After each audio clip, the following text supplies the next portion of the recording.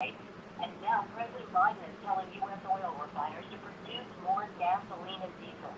We've seen a draft of a letter the president wrote to the refiners. Okay, I have Reverend Johnson ready. Okay. Yes, please. Yesterday, he told an audience in Philadelphia. Reverend Johnson, how are you? Okay, can you bring her up just a little bit? I'm doing well, thank you. Just need to bring you up just a little bit. Okay. Okay, to bring you up. Can you bring her up just a little bit more? Oh, no, not you. He's got to do it. Okay. Okay, keep talking. Pastor Vicky, keep speaking.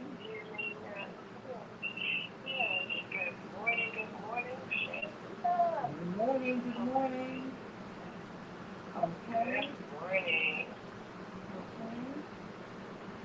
Okay, all right. I think that's better. Okay. Is it the volume is all the way up on your phone? Yes, it is. Okay, very good. All right, well then we're good. Okay, just give me 1 more minute.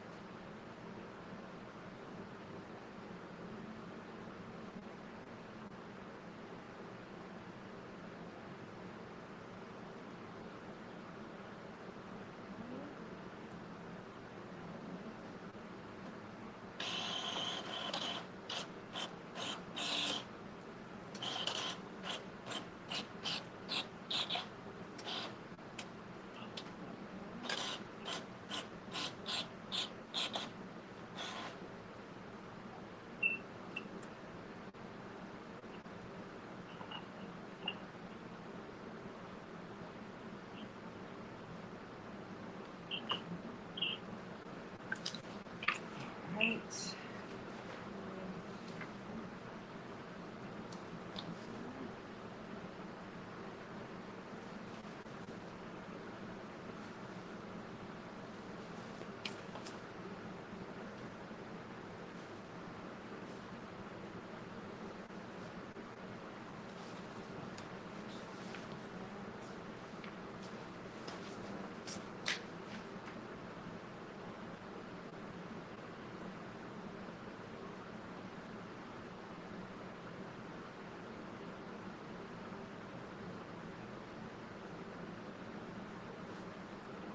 Okay, can you turn that back on?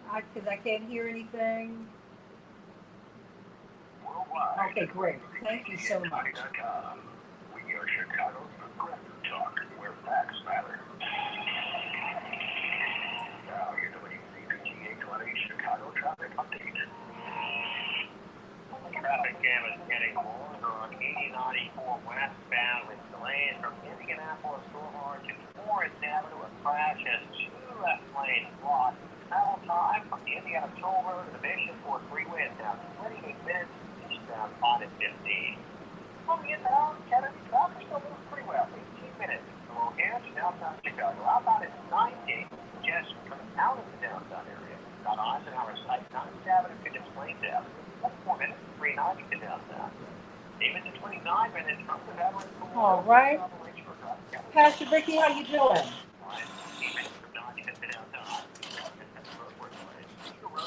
I can't hear her now, and maybe she can't hear me.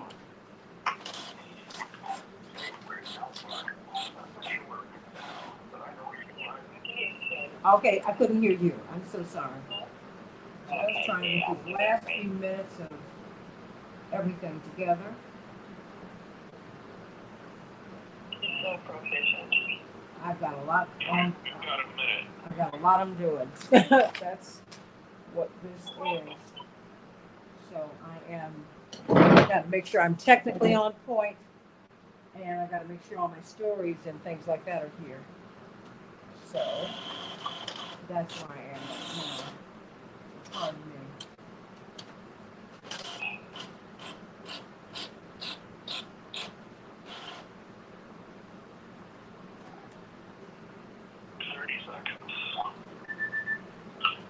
Okay, just keep the music up for a hot second because I need to download something. Okay? Okay. Thanks so much.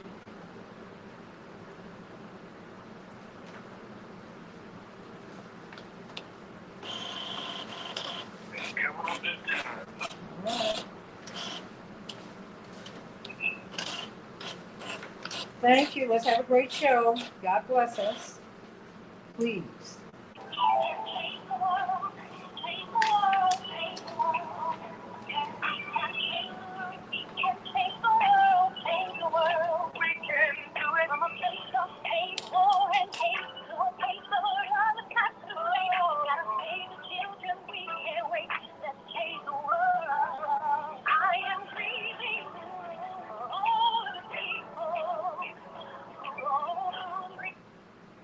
Hey everybody, welcome to the Santita Jackson Show. How you doing, everybody? How you doing? How you doing?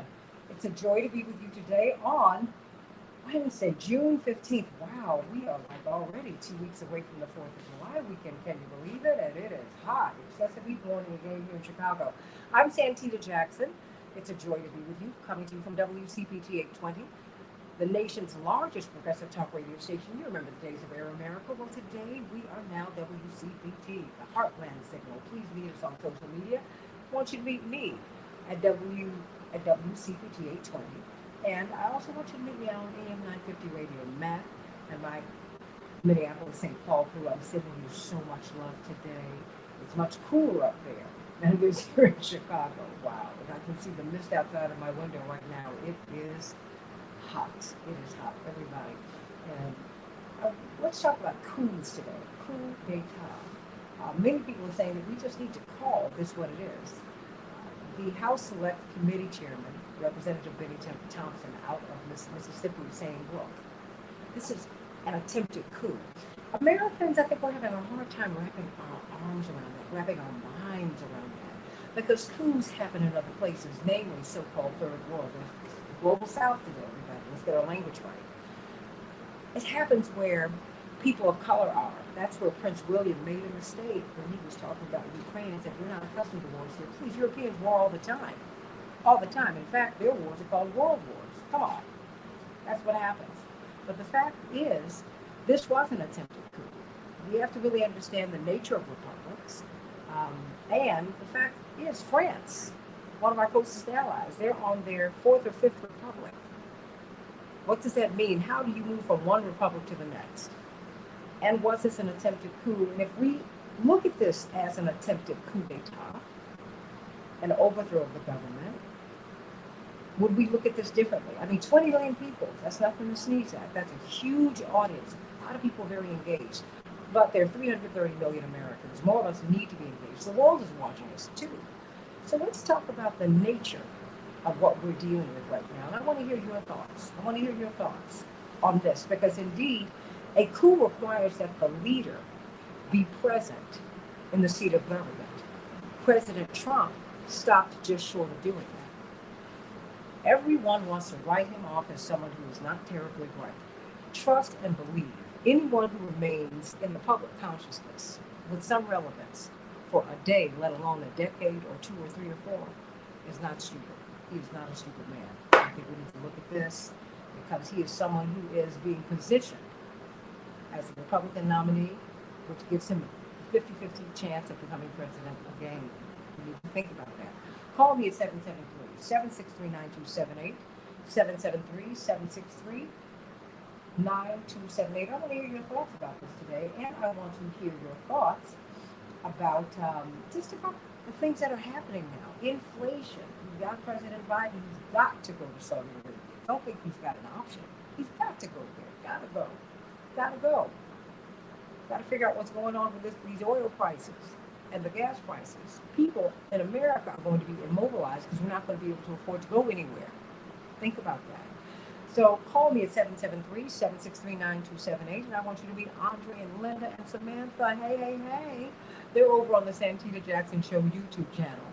But Shirley Carter and Mark Stevens from DC and Lorraine and Yolanda and Donna and Louis Chewy, love that name, Carol, my girl from the left coast. They're on Facebook on the Santita Jackson and Friends page. Please, if you can, meet me over on the YouTube channel. I was contacted by Facebook and they said I should direct everyone there. Meet Brian over there. Thank you, Brian, for joining us over there. But thank all of you for joining us today. And I want you to please share, like, and share this show. Like and share this show. We're going to have some wonderfully exciting guest. We're going to have John Nichols, who's typically with us on Tuesday from the Nation magazine. We're going to have Reverend Frank Walker, someone who tries not to be very public, but he's one of the architects of the modern civil rights movement. He has been partnered with Reverend Jesse Jackson for about more than 50 years, and one of the architects of his presidential campaigns, for example, and a brilliant political scientist. And he's going to really set the table for us with respect to this coup d'etat and why it really does matter. So I want you to join us at the Rainbow Push Convention, because indeed we're going to be talking about this and so many issues. Helping us to kick things off will be Secretary Pete Buttigieg, but we're going to have the Assistant Attorney General for Civil Rights. We're going to have Attorney Barbara Arnwine, Attorney Darrell Jones, Attorney Aaron Connolly, Attorney C.K. Hoffley, Latasha Brown. A whole lot of people are going to be there, and you should be there. And we're going to be on the South Side this year at the South Shore Cultural Center. So please go to rainbowpush.org, but everything kicks off Saturday at Rainbow Push. Meet us over there at 930 East 50th Street at 9 o'clock in the morning. We're going to have a wonderful Saturday morning forum. And then Meta, that's right, what was Facebook, they're going to be conducting a free seminar to teach you how to use Meta. Yeah, that's right. So we got a lot going on. Go to Rainbow Push so that you can see what we have going on and join us. And then on Sunday, from Sunday on, we will be at the South Shore Cultural Center with some great food and some great times and some great information. And the great news is that it is all free of charge. All free of charge. So you just got to be there. Everybody in Chicago, we will have a high of set 95 degrees today, an excessive heat warning. It goes without saying that you should check in on the elderly, check in on the most vulnerable people. They need you today. Make sure that you stay hydrated. You can become dehydrated with all of this heat without your even knowing it. You can get heat stroke without your even knowing it. I don't care what your baseline health is. You got to be very, very careful, very, very careful at this time. And just look in on your neighbor. Let's take care of each other, everybody. That's part of the growth process that we're in. In Minneapolis, St. Paul, it's much cooler today, 76 degrees and showers. Good on you. The Dow closed down 151 points yesterday. The NASDAQ closed up 19 points, and the S&P 500 closed down 14 points. In the NHL, the Stanley Cup Finals are here. The Lightning will be playing the Avalanche tonight. In Major League Baseball, the White Sox 5, the Tigers 1. And they'll be facing off against the Tigers again today at 12 o'clock. Let's hope it cools off a bit for the White Sox and the Tigers. The Padres 12.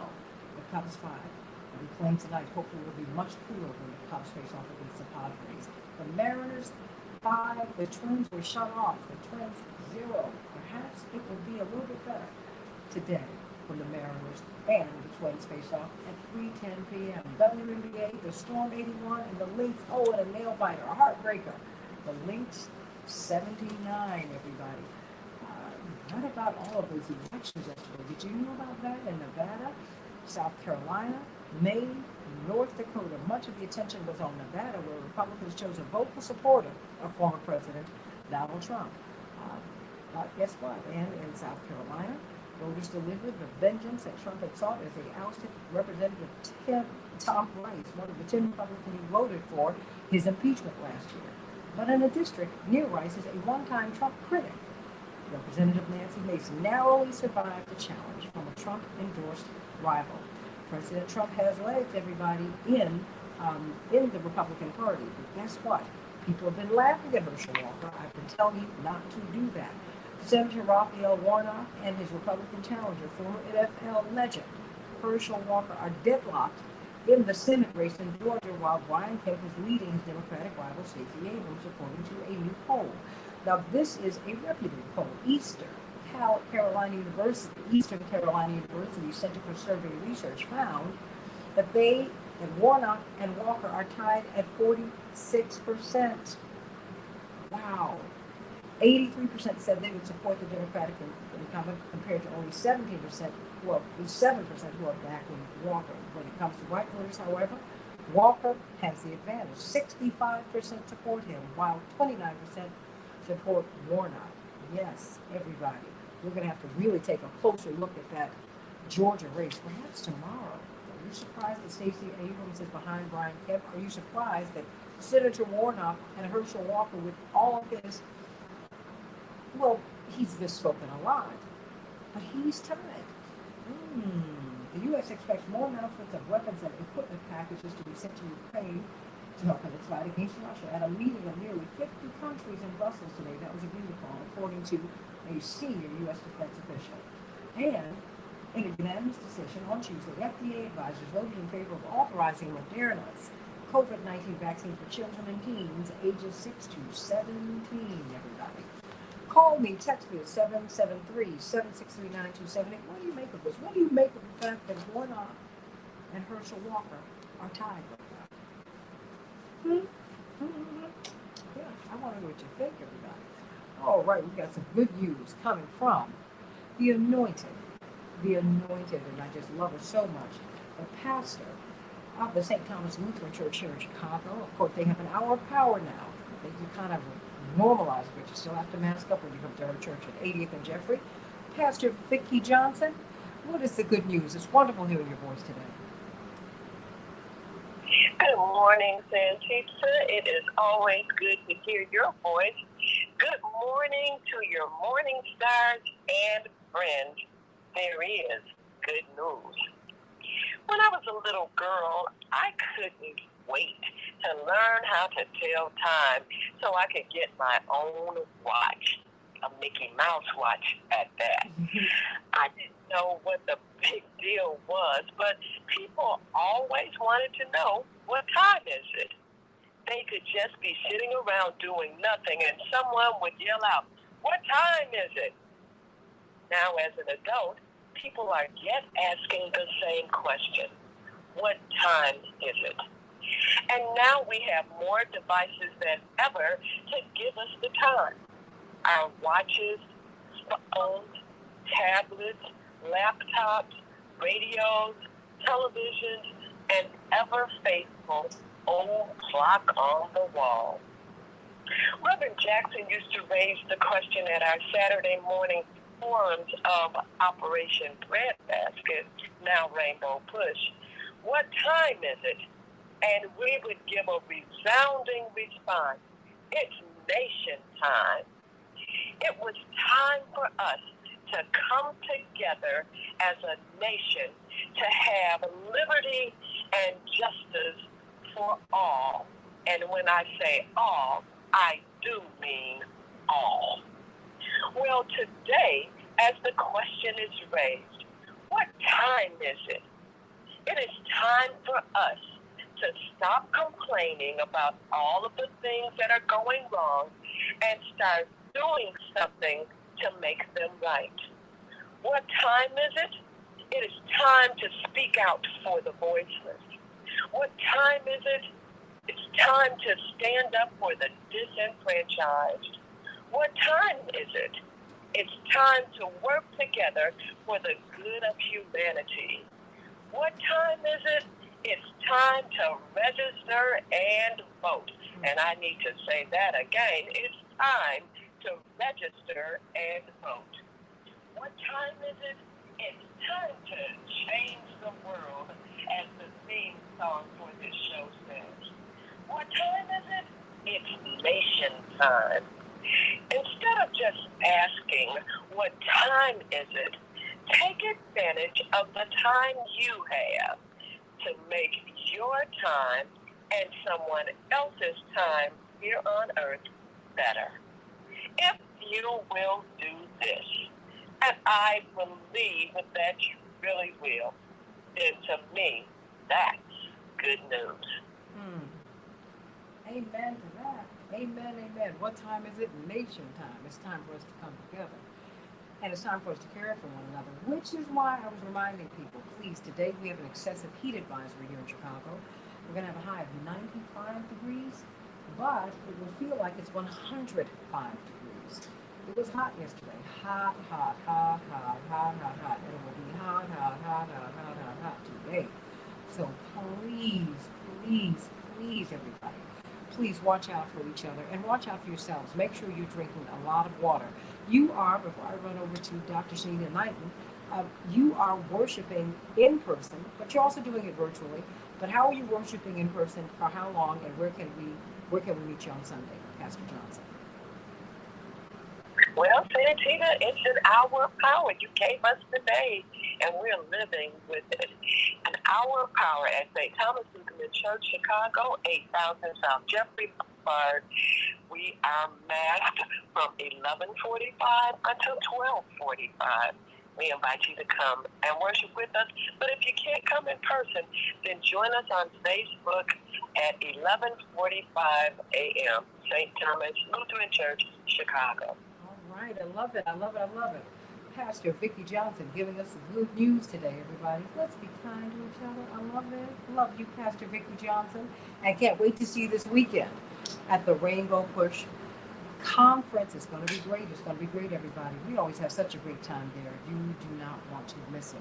June 18th through the 22nd, beginning at 9:30 East 50th Street, at 9 o'clock on Saturday morning, and continuing on the next day at the South Shore Cultural Center. You don't want to miss it. All right, everybody, let's get to Dr. Shanina Knighton, infection preventionist, registered nurse, teaches at Case Western Reserve University. She does so much. How are you doing, Dr. Shanina Knighton? I'm doing pretty good. Good morning, Santita. How are you? Oh, what's the latest and the greatest? Well, right now I'm at a conference. So I'm at the conference, which is the Association for Professionals in Infection Control and Epidemiology, which is the largest organization that certifies, or I was going to say provides educational training for infection preventionists around the world. So actually, as of July, will be serving as their executive director for the founding of their Center for Infection Prevention and Control Research Practice and Innovation. Yay! Wait a minute. I wish we had some sound effects. Matt, I need you to find some sound effects before we leave some applause. And is this fabulous? This is fantastic. You know, and that's I am so excited because it seems to me now people are beginning to talk more and more about infection prevention. What is your position again? What will be your responsibilities? So my responsibilities essentially will be to be the glue in the science amongst the scientific community when it comes to not just science, but how do we bring in not just scientists, but how do we infuse community members into research? How do we make sure that the research is making it from what we call, scientific studies to the people that it's meant to impact, as well as address, let's say, the needs of the members, meaning there might be, staff ratio issues, believe it or not, that even still just how for you were like, I had never heard of an infection preventionist. We tend to still fall in the shadows of other professions, unfortunately. And so the goal is how do we get science out quickly enough so we can really understand what value has been during the pandemic. It's almost like something that you're doing that's effective, but it goes unseen. And so the goal is really to help the work of our profession be amplified and to help it to be seen more, when many times it's kind of reflected in other people's quality metrics. Well, I'm really glad that, number one, so proud of you. So proud of you. You and Dr. Fuller are just doing so much and growing in such great ways. This is magnificent. And that really comes on the heels of us beginning to find out more about COVID and how it's transmitted and its transmissibility and our ability to catch it over and over and over again. I mean, I bump into people all the time. We've talked about this who say, look, I'm vaxxed, I'm boosted. That's why I'm not wearing a mask. I'm vaxxed, I'm boosted. That's why, they feel that they're fine. Because when we were vaxxed for measles, mumps, rubella, you didn't get it. But that's not what happens here. And so, in fact, the definition for vaccines have been changed to suit the function of these shots. No harm, no foul, but you need to know that. We're finding that, for example, that people who caught COVID in the first wave get no immune boost from the Omicron variant. We were told that once you got COVID, you really had immunity. But we're finding that people, even when they have been boosted, when they've gotten 3 shots, according to Professor Rosemary Boyton of Imperial College in London, who's the co-author of this study, if you were infected during the first wave, then you can't boost your immune response if you have an Omicron infection. Wow. And so that's when infection prevention to me becomes even more important, Dr. Knight. Can you speak to that? Yes, and I do want to bring up, and I'm going to continue to emphasize this, only because, we tend to not really understand that all of these things are helpful measures and risk-lowering measures. And when we talk about just the notion of the vaccine just in general, and the reason why it is a little bit disturbing, and we go into the definition. So, and Dr. Deb brought this up a while ago, and it's the fact that literally by the time we were able to get vaccines into the arm, we were already behind the 8 ball. Because we're talking about trying to mass produce vaccinations, right? At that time, they were trying to do it for about 2 billion people. So think about just what that process looks like in terms of manufacturing, in terms of shipping, in terms of making sure that things get properly refrigerated or handled. That's a whole process shift in itself. So now when we add that on, we're talking about all of these different strains that have accumulated, but we're still working with the same formula from March of 2020. And when I'm using March of 2020, I'm specifically talking about when clinical trials, started to be underway, because they had thought they had come up with a formula that would be able to slow down COVID, if not eliminate COVID, right?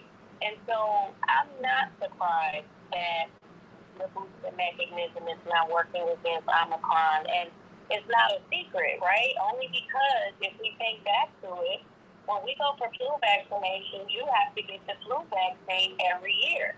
And that is because that is anticipation of the strain that is going to be prevalent for that following year. And the goal is to decrease the severity of symptoms for people that may encounter flu. Well, if we're in 2022 and we're talking about COVID, which was diagnosed or classified as a respiratory infectious disease, being around for this duration of time, but we're still using the same old trick on this new dog, which the new dog is going to be the continuous new strain, then no, absolutely we're not prepared, and absolutely I'm not surprised that it would not be covering strains, and people's immune response after being boosted 2 to 3 times may not necessarily be the answer. At this point, they really should be going back to the drawing board, thinking through new formulations, but until that is done, and even after that is done, this is why infection prevention and control practices must prevail. Dr. Shanita Knighton, moving on up. We love it. We love it. We are so proud of you. You got all the morning stars all excited. They are so thrilled. Yay! Yay! Yay! Woo! Thank you, Matt. See how much we love you here, Dr. Shanita Knighton? We love her. We're so proud of her. And so glad that so many people around the world are beginning to see the gem, the jewel, the brilliance of this woman. We're so excited. And everybody, please go to @HeyDrNina, @HeyDrNina, so that you can get the latest, most practical tips on how to prevent infection, not just for COVID, but for everything. All right, everybody, a coup d'etat. Was that what was attempted on January 6, 2021? Can Americans really wrap their minds around, we hear in other countries, Dr. Knighton, that they've overthrown the government. That doesn't happen here. Oh, yeah, it almost did. Yeah. There have been some other attempted coups, but you've never had a sitting president try to do it. Whew. So let's talk about it on the Santita. You can't make this stuff up. Back with more of the Santita Jackson Show in just a minute. Oh, you want to hang around for this, Dr. Knight. This is going to be a great discussion. Stay right there. Stay right there, Dr. Knight. I need to fix something.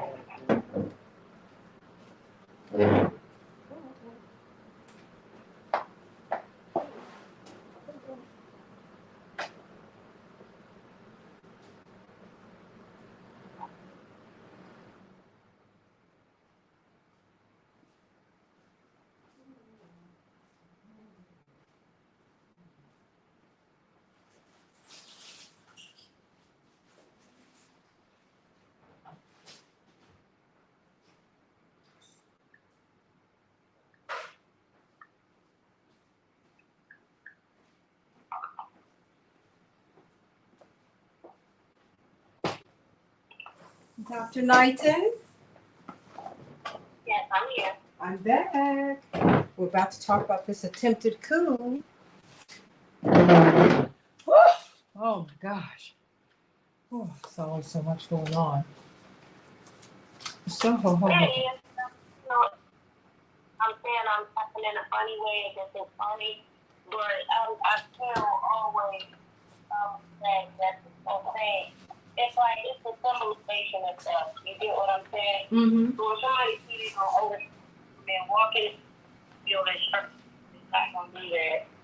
Like we talking about something that's been in place God knows when. If one building is not getting ready to just dismantle, Honey, always laugh not overthrow the government. Not to say that they didn't think that was here. I mean, we know that was the intent. But one building is not going to do that. well, you know, we have got there are a lot of issues at play. Okay, let me bring them up. Reverend Watkins? Yes, ma'am. Okay, thank goodness I'm not competing with a basketball game or a baseball game because I'd be in trouble this morning. I got you early. I had, oh no, the night before I had the basketball game on one tip and baseball game on the other tip. It's just unbelievable. I know you're in heaven right now, right? What's picture? Yeah, you're in heaven right now. Yeah. He's in heaven. Just I've known Reverend Watkins all of my life. And boy, oh boy, this is the time of year that he lives for.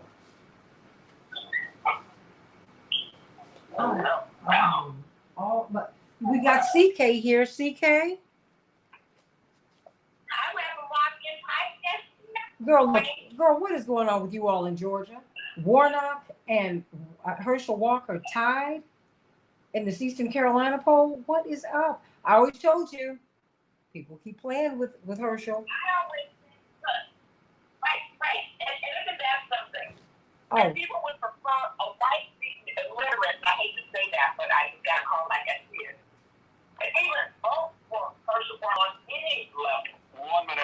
But it's going to be close. It's going to be very close. That's how determined they are to get rid of this majority in the Senate. This very slight majority we have in the Senate. This just is crazy. You know we need to talk about that tomorrow, right? You know that. Okay. Do you think he's going to actually debate Warnock?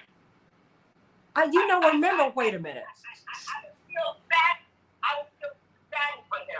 No, look, it doesn't matter. Remember, Bernard Epton almost became mayor. Bernard Epton barely lost to Harold Washington, and he was in the psych ward that night.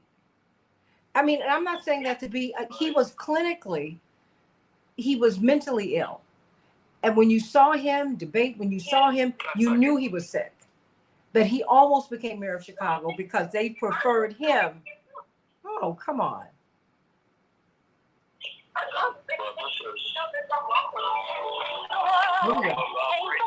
Don't make this stuff up.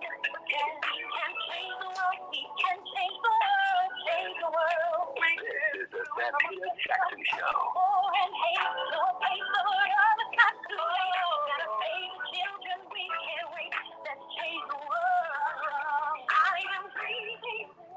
Hey everybody, welcome back to the Santita Jackson Show. Hope you'll meet me at the Rainbow Push Convention. We'll be talking about issues like this. Was there an attempted coup d'etat in the United States on January 6th, 2021?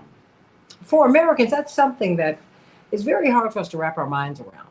It's hard to do that because that's not supposed to happen here. It doesn't happen here. Oh, but yes, it does. So the republic itself is fragile. After we formed this new nation called the United States of America, after we really went from being colonies to being states and uniting ourselves, it is, according to legend, a woman in the crowd when Benjamin Franklin came out, asked him, "Sir, what kind of government have you given us?" He said, "A republic, if you can keep it." Now, the French are on their fourth or fifth republic. What does that mean? I have one of the most brilliant political minds who's going to help us to tease all of this out. We're going to have John Nichols on at the end of the show, as he wrote this tremendous piece that said, call January 6th what it was, an explicit attempt to stage a coup. Call me at 773-763-9278, 773-763-9278. John Nichols writes, for far too long, pundits and political leaders adopted cautious language in describing the deadly January 6, 2021 assault on the Capitol by supporters of Donald Trump. That was a mistake that January 6 committee chairman Benny Thompson, Democrat of Mississippi, rectified on Thursday night. That's right. He explained, quote, Donald Trump was at the center of a conspiracy.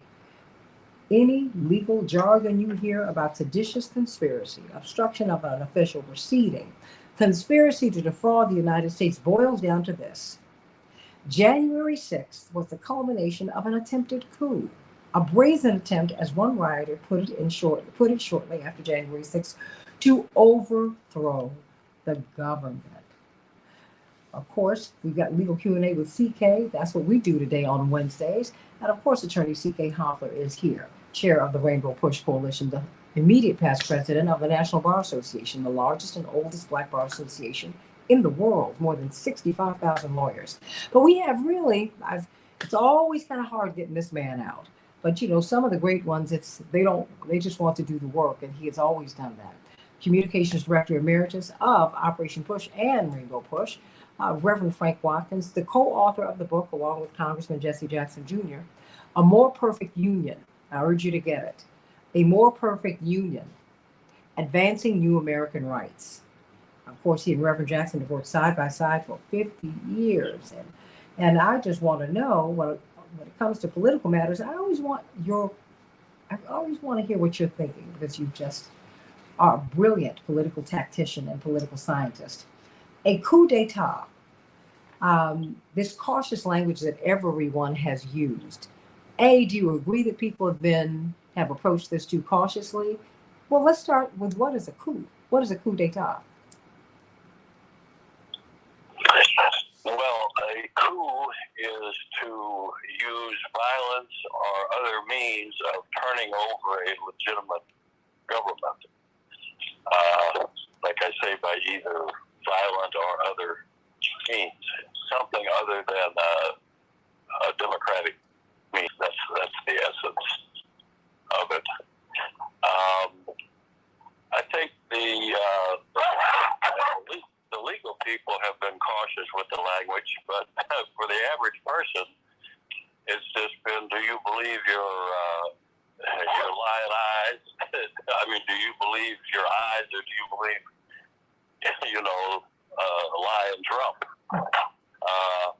and his minions?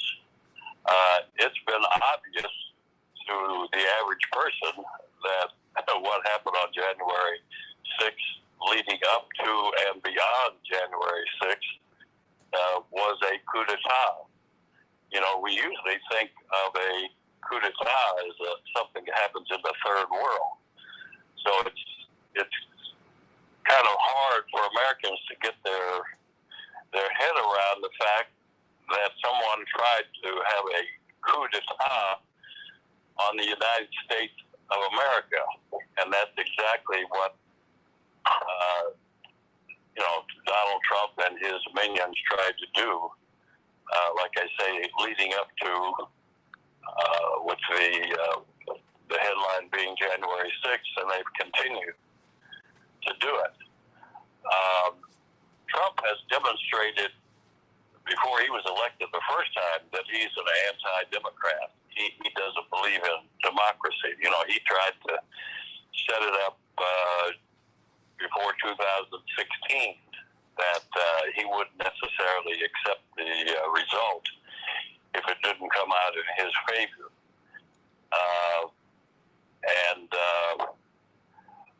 What you're witnessing, in my judgment, with these hearings, January 6th hearings, the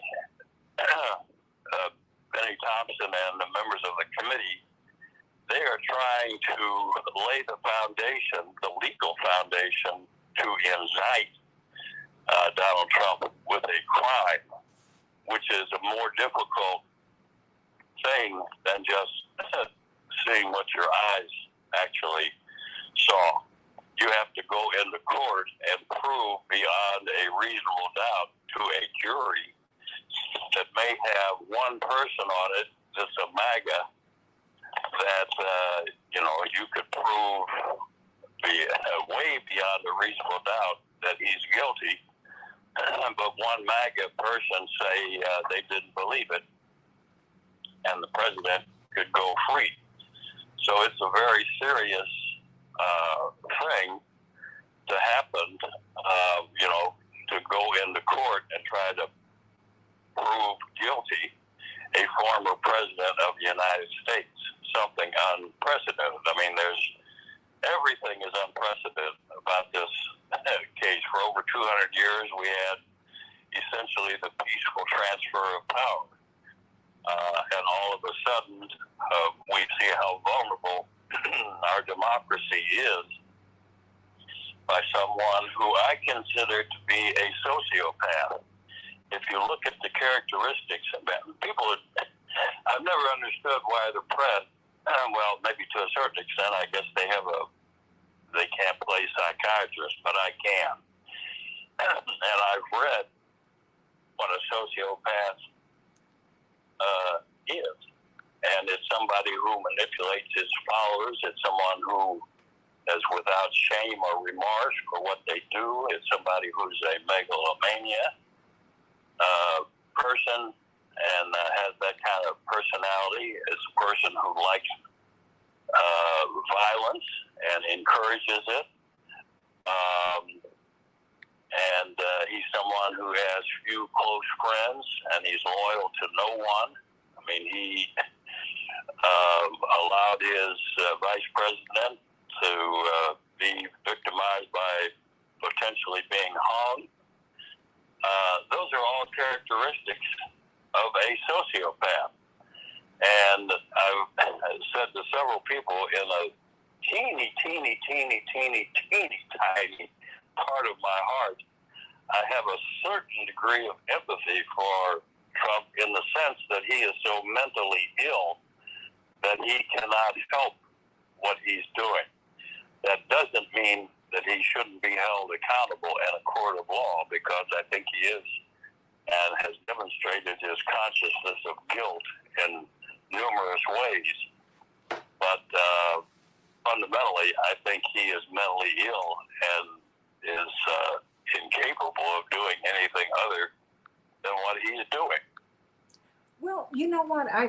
That's certainly debatable. I'm not a psychiatrist or a psychologist. And I think that there's a touch of madness that goes with these people with these large lives. Yeah, no, I mean, I hear you. I have too. I mean, I guess all I'm trying to say is, I think I'm trying to get to, as Reverend Jackson wrote in his nationally syndicated column, he said, Trump isn't on trial, all of us are. And I think that at the end of the day, Americans have to decide what this is. I think that's why it was so important for Congressman Thompson to say, hey, this was a coup attempt. Because I think that Americans need to understand that our republic doesn't just exist. It's something that we have to protect. And if we don't wrap our minds around what happened really on January 6th, I think we're missing a point. Because also, Trump might have some issues. So many of us do. But one thing that he did not do was go to the Capitol that day, which would officially have made it a coup. I just see him just a little bit differently than you, Reverend Watkins, because I see him as being someone who's a survivor, someone who's cagey, someone who's he's got a lot of street smarts. I want to know, do you think it was, why do you think that Representative Thompson now has decided to call this a coup? Why do you think because it seems like he's pushing the needle. Why do you think he's done that now, and what does it mean for him to do that now? Well, as I indicated, I think he's trying to lay the roadmap for Merrick Garland to indict him criminal offenses, multiple criminal offenses. And I think part of the mission of the hearing is to build public support for that indictment, because you can't really indict a former president unless you have, public support for doing that. And the hearings are designed to do that. Now, if he is indicted, first of all, they engaged in violence on, January 6th and leading up to January 6th, and they've continued to engage in violence or prepared to engage in violence since then. And when I say them, I'm basically talking about white supremacists. That's what is really, in my judgment, is at the core of all of this. I mean, from the time in 2012 when he started talking about Barack Obama not even being born in this country, a black person can't be as smart as, or he's demanding his grades at Harvard and Columbia and so forth, because he, as a white supremacist, you can't believe a black man could be this intelligent, and this talented and so forth to be elected president. He must have pulled some kind of a scheme. Then, of course, he came down the escalator talking about Mexicans as being criminals and rapists and so forth. Then there was Charlottesville, where there were, quote-unquote, good people on both sides. Then there was the attack on people of color in Congress, primarily African-American women. He referred to developing countries of color as asshole countries. He has a whole history of white racism, and he brought it to the fore. And that's been the dominant theme since everyone knows that the demographics are that apparently by around 2040, we will be a majority-minority country. And so, he's laying the groundwork for the case. And we just might as well understand that if Trump is indicted and if he's convicted in both instances, and of course it's continued even before, there's going to be, the MAGA crowd is going to engage in violence. And so you have to be prepared for that as well if you bring the indictment. And the alternative, of course, is to say that, some of us, i.e., the elite, a former president, is above the law, which is a violation of our central premise in this country that we say we believe in. Everybody, I want to hear your thoughts. What do you think? What do you think is happening here? Do you look at this as a coup? John Nichols wrote that we've been very cautious. We've been very cautious about calling this a coup d'etat, an attempted coup d'etat, because that happens in other countries. It even happens, in European countries. It certainly happens in Africa and Asia, 7/8 of the world. But it doesn't happen here, but it almost did. It almost did. The founding fathers knew how fragile the republic is. C.K. Hoffler, Attorney C.K. Hoffler. And we'll be, of course, exploring this in greater depth in the next hour. And we've got Dwight McKee, who jumped in as soon as he heard that you were here, Frank Watkins. He said, I gotta jump in. But C.K. Hoffler, a coup d'etat. And now you have the head of the committee who's now saying this is a coup attempt. As a lawyer, what did you think when you heard that? Well, quite frankly, I thought it was an attempted coup d'etat from the beginning, and pronounced it, not just as a lawyer, as a person, because I have studied history. I have done a lot of work throughout the world, particularly in developing countries. And when we hear coup d'etat, we think of, quite naturally, Africa, because there have been a lot of coup d'etats in Africa, there have been a lot of coup d'etats in Latin America, South America, there's been a lot of coup d'etats in Europe. That's where it originated. Coup d'etat is officially a striking, taking over a government. We are overthrowing a government. Literally, the French term of coup is when you strike. that is the state. So you're taking over the state. That's exactly what it was. And technically, it doesn't have to be the president doing it. The president has to be the beneficiary. He has to be behind it. And so I think from a traditional standpoint, he met these elements. He met the criteria. It would have been accomplished, and it almost was accomplished because it was executed in my mind to perfection. So when I heard Congressman Thompson say that, it really reinforced what I felt all along. I'm just one voice. Many people recognized it from the beginning for what it was, because all of those elements were known to the naked eye. We saw this happening. We saw it unfold. So now the only question is, will the Justice Department take action? I'm not optimistic that they will for so many reasons, many of which Frank, the extraordinary Frank Watkins, Reverend Watkins, has laid out, and also because it would be the precursor perhaps to a civil war. That's how I see it. But that is not going to stop the district attorney, or the county district attorney, Bonnie Willis, or the New York Attorney General, Letitia James, and others, and various states where he has operated before, during, and after being president, from bringing charges and seeking indictments, seeking evidence support them. They simply, a lot of times on a state level, prosecutorial level, when there are potential federal charges, you don't want to get ahead of the state, because you want to do anything coordinate and not interrupt what could be a more robust case. But I do not believe, I could be wrong, that Merrick Garland will bring federal charges again, a former president. There's no precedent to forget the precedent. We're on the precipice, some would say, people who see the glass half empty say, we're on the precipice of the Civil War. And that will tip the scale. We see all the signs of it.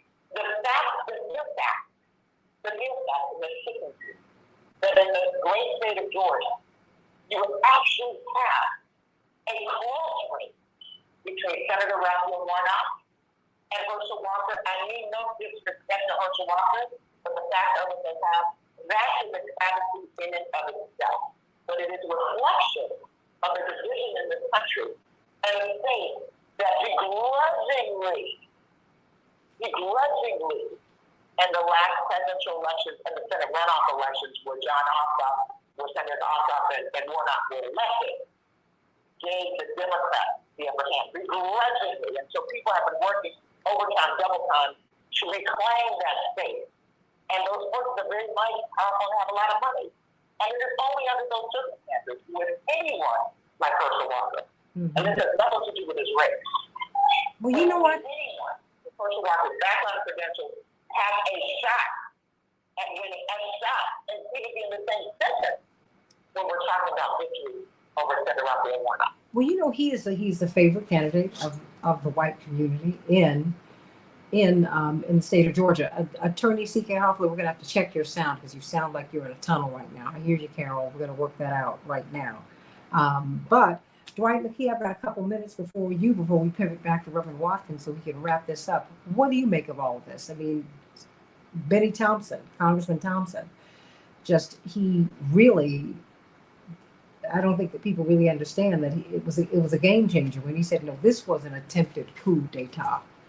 And that is what we're investigating. Your thoughts? Well, as you all remember, I predicted 6 months in advance that it was going to come to that. It was very predictable to me because, Trump is a narcissist and nothing is more predictable than narcissism and how they react. There has been a dramatic transference of power since the inception of this country, from one administration to another. Well, there's been a difference. Is that historically the transference of power has been from one center of white power to the next. This is the first time in the history of the country where it seems like there's going to be a transfer of power to non-white people. And that is what is the dynamic of reaction of the right, with why it's so extreme, is that this has been the first time that it looks as if white people would no longer be in control. That's what this fight is about. And we're going to be able to control the government from the bottom up. And for the first time, it looks like it's going to be people of color, people who speak people who are not European descent. It looks like now the dynamic of the powers of the country in the next 20 years are going to transfer. And so that is creating backlash from one people that Trump is just the personification of. Trump is manipulating, but it's not just Trump. It is those white in the country who are concerned about not having power in charge. I see it a little different than Frank and TK in that I don't think this is set up trying to get him indicted. Because I think there's a fear that if you indict Trump, I think there's a real fear that those militia groups will become violent. And you saw in the arrest of these guys day before yesterday, in regards to them trying to demonstrate against the gay group. Even the police have arrested them now. Some of them are being guarded because their lives are threatened. I think there's a real fear that if you arrest Trump, there's going to be backlash of violence. I think what they're trying to do is to dissuade people from voting for him, so he does not become the president this next go round. Well, I think this is set up to do that. To put him and yeah, it's designed to do exactly that. I have 1 minute before I have to go to break, but I want Reverend Watkins, I want you to stay with us just to the other side of the break, if you could, just to kind of give us, to put a bow on what you've been saying, because I think Dwight is right. I mean, I think that all blankety blank will break loose if he is indicted. But, that's why we're all here offering a lot of different perspectives, because a lot of people feel all kinds of ways about this. They're thinking all kinds of things. And I think that we need to talk about this because we need to understand what a coup d'etat is and how we're vulnerable. We are vulnerable. The French are on their fifth republic. We are very, very vulnerable. I've got 30 seconds for you, Reverend Watkins. Well, I think he said the same thing we were saying. I don't think he said anything different. There's violence now and preparation for violence now, and there will be violence if he's indicted. So violence it seems to me, is a given in the situation, and we have to determine whether anyone is above the law or not. Right. That, to me, seems to be the central. You're right, and I think violence is coming from a lot of directions. The Department of Homeland Security is expecting violence. Hold on 1 second because I got to run out to this break, but hold that thought. Write it down. We're looking at violence because of Roe v. Wade. That's what people are talking about.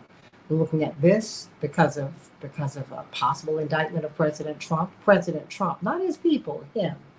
But what about the rising gas prices, the rising food prices? People are on edge now. There are a lot of pieces here, and these pieces were here on January 6th and leading up to it. They just weren't as prominent, but people have been feeling that the American dream is moving away from them. Not just a white country, which it never really was, but there's a lot going on here. And okay, so the country, if it becomes more people of color in charge, that's a phenotypic change. Will it be a philosophical change? Are we now going to brown up empire? We need to ask that question too. Back with more of the Santita Jackson Show in just a few minutes.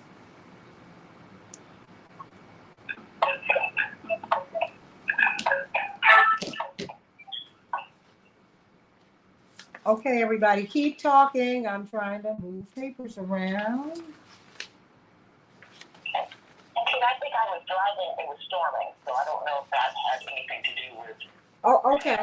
Okay, because it sounded like you were in a tunnel, but it sounds much better right now. Yeah. Sound good now. Yeah. Because we couldn't really understand what you were saying. And everybody was upset. I think Attorney Hoffler's hit on the primary point, which is the American people are going to decide. This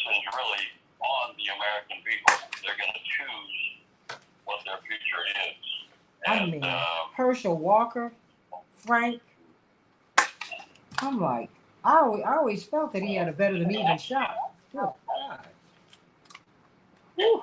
But I just tell you what that is. You mentioned the Chicago race when Harold Washington won. People had a choice, and people chose, you know, the more sensible route.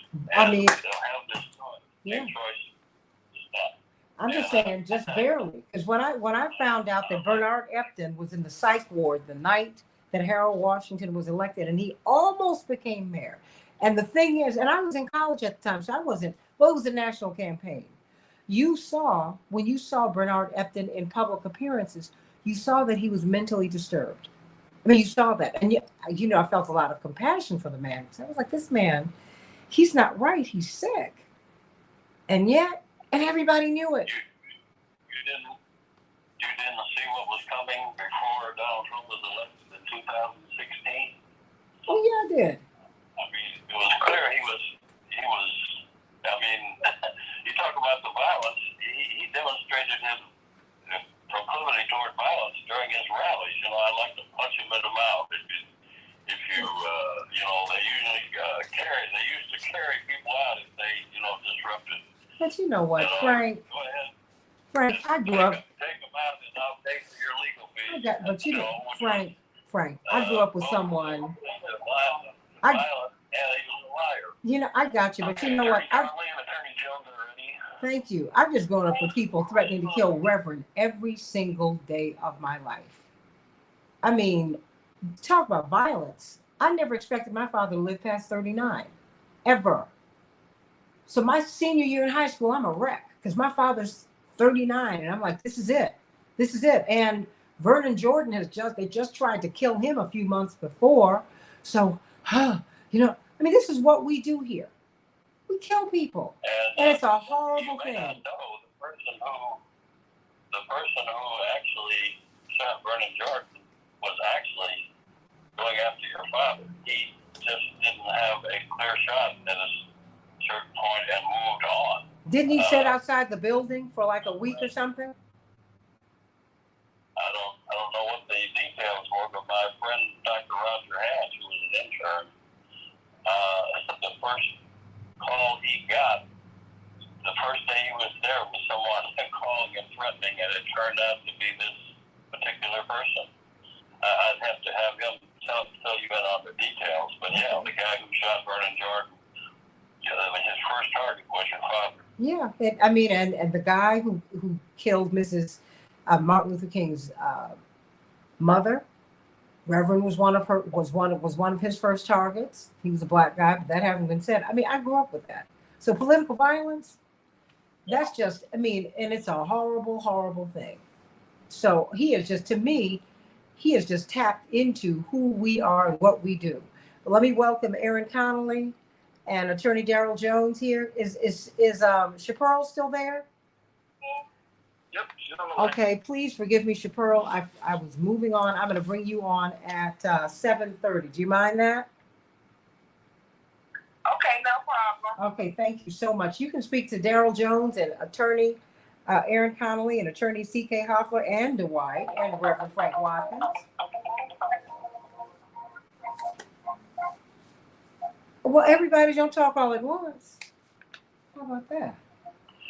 Well, you know, one of the things, the theory that Donald Trump and the right wingers have perpetuated, of course, is that there's a left-wing conspiracy against Trump. I'm waiting to hear the first left-wing Democrat in these hearings. It's solidly Republican. So Fox is part of the left-wing conspiracy. William Barr is part of the left-wing conspiracy. All of his top lawyers were part of the left-wing conspiracy if what they're saying is true. The other thing I would say, in terms of this 2040, majority situation and white supremacy being the primary mover of all this activity, what we are experiencing is minority rule is minority rule. 1 minute. Are leading to white minority rule. What do I mean by that? Well, in the House, it's the gerrymander that is allowing a white minority to continue to have power. In 2012, Democrats got 1 million more votes than Republicans, but they wound up with, I think it was 31 more seats. I mean, with the 31-seat majority. In 2020, with 30 seconds, Democrats got 4.7 million more votes, and Democrats wound up with only a 5-seat majority. In the Senate, it's the filibuster. In the White House, it's the Electoral College, and the states, it's voters back in time. Those are all white minority rules that are leading to white minority rule. All right, and let's make sure we hear everyone clearly.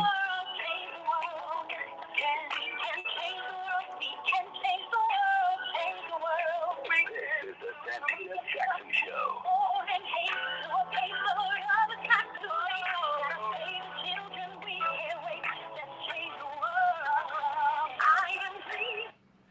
Oh, hey everybody, welcome to the Santita Jackson Show.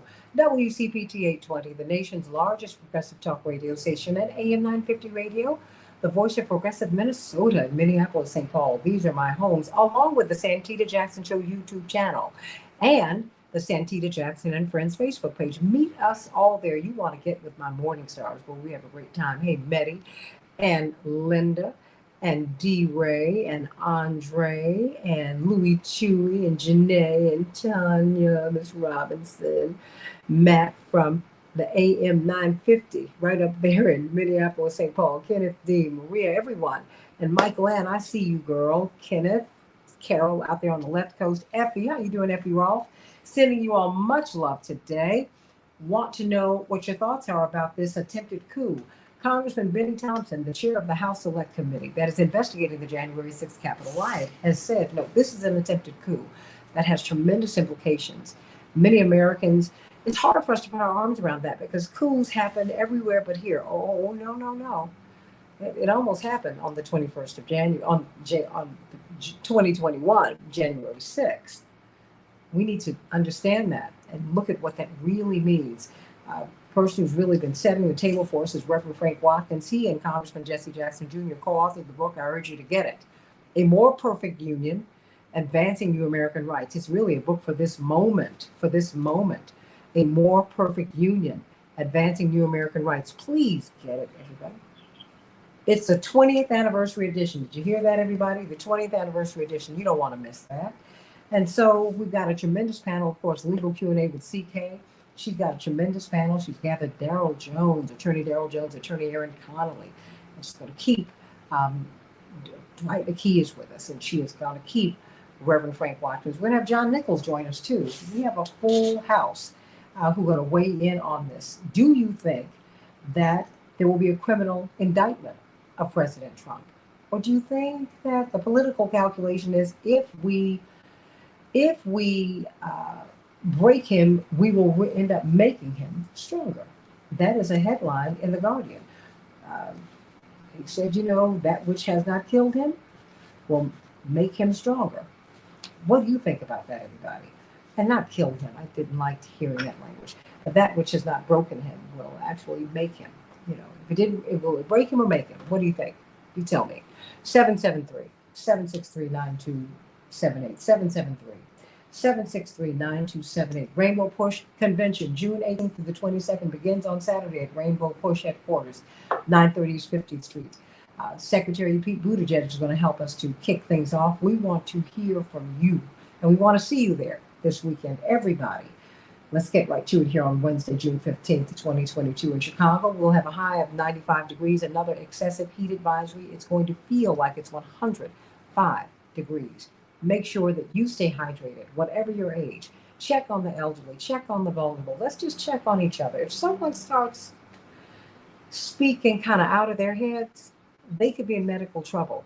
Get them assistance immediately. This kind of heat will do that to you. You can have a heat stroke and not know it, whatever your age. There's a lot going on, everybody.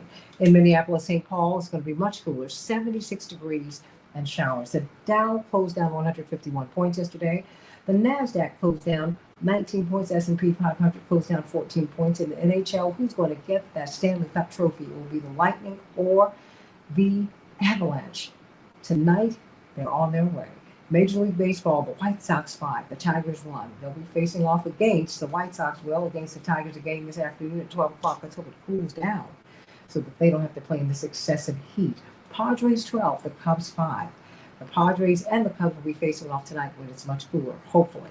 The Mariners shut out the Twins 5-0, and they'll be playing the Twins again this afternoon at 3 o'clock. The WNBA, a heartbreaker for the Lynx. A Storm 81, the Lynx 79. Everyone, we had some primaries yesterday, and President Trump's people, they did well. It was a mixed bag in Nevada, South Carolina, Maine, and North Dakota yesterday. But guess what? As we look at two of the most high-profile races in the country, surprisingly, Senator Warnock, and Herschel Walker are tied, according to this Eastern Carolina University Center for Survey and Research poll. They're one of the most respected polls in the political business. They're tied at 46%. Of course, Walker has an overwhelming majority of white support. 65% support him, while 29% support Raphael Warnock. It is going to be quite a race, everybody. Will they debate? If they debate, will it make a difference? We don't know. Governor Brian Kemp is leading his Democratic rival, Stacey Abrams. What's going to happen? What's going to happen there? We are going to see. I want you to call me and let me know what your thoughts are about all of this. In Ukraine, the U.S. expects more announcements of weapons and equipment packages to be sent to Ukraine to help in its fight against Russia. In a unanimous decision yesterday, FDA advisors voted in favor of authorizing Moderna's COVID-19 vaccine for children and teens ages 6 to 17, everybody. You're urged to stay indoors today because of this excessive heat. Please be careful. Please, please, please be careful. We've been pushing financial freedom on the Santita Jackson Show, and we want you to go to Team Hochberg so that you can get a free consultation. Let them know whatever your problem is. If it's poor credit, if it's broken credit, if it's bankruptcy, if they can help you. If you're purchasing a new home, if you want to purchase a new home, if you need to refinance your existing home, if you say, I want to own a home in another year, 2 years, they can help you to do that. If you need to secure a VA loan, if you want to understand reverse mortgages, call Team Hochberg at 855-563-2643. 855-563-2643. Everybody, I want you to call me. I would call them. Tony posted a 5-star Google review after working with Team Hochberg. And he said, quote, he's a great lender. He was giving great advice on several stations, and I'm going to have him back on this one. And guess what? He said his team is amazing. He said a big shout out to Mark Zenner, very responsive. They made it happen and helped him to keep his home and bring down all of his debt, everybody. You can read Tony's testimonial along with so many others. More than 400 5-star reviews visiting Google and entering. Just enter Team Hochberg, Hochberg. Enter it in the browser, and you'll be able to hear these amazing stories. And one of those stories could be yours. That's 855-56-DAVID, 855-56-DAVID, or 56david.com, 56david.com. I want you to be financially free.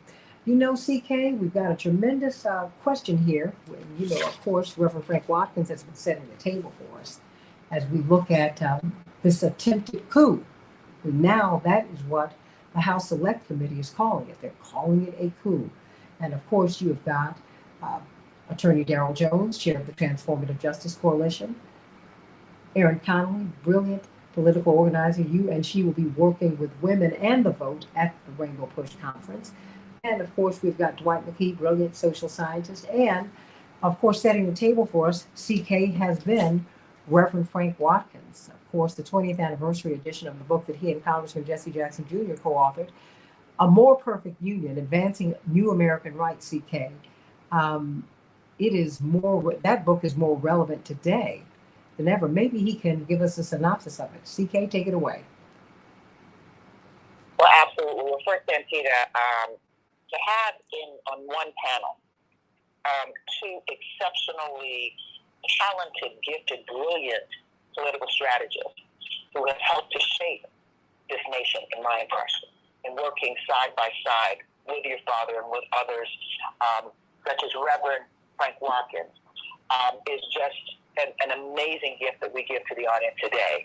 And to also have Dwight McKee, who in his own right has played such a pivotal role in shaping the way that we look and the lens that we see things through in this country, or should see things through, is a great thing. And then on the other side of that, two exceptionally talented lawyers who we hear who are your morning stars as well. Aaron Connolly, political strategist, lawyer, and who gives so much to this country, as well as the incomparable Darrell Jones, chair of Transformative Justice Coalition.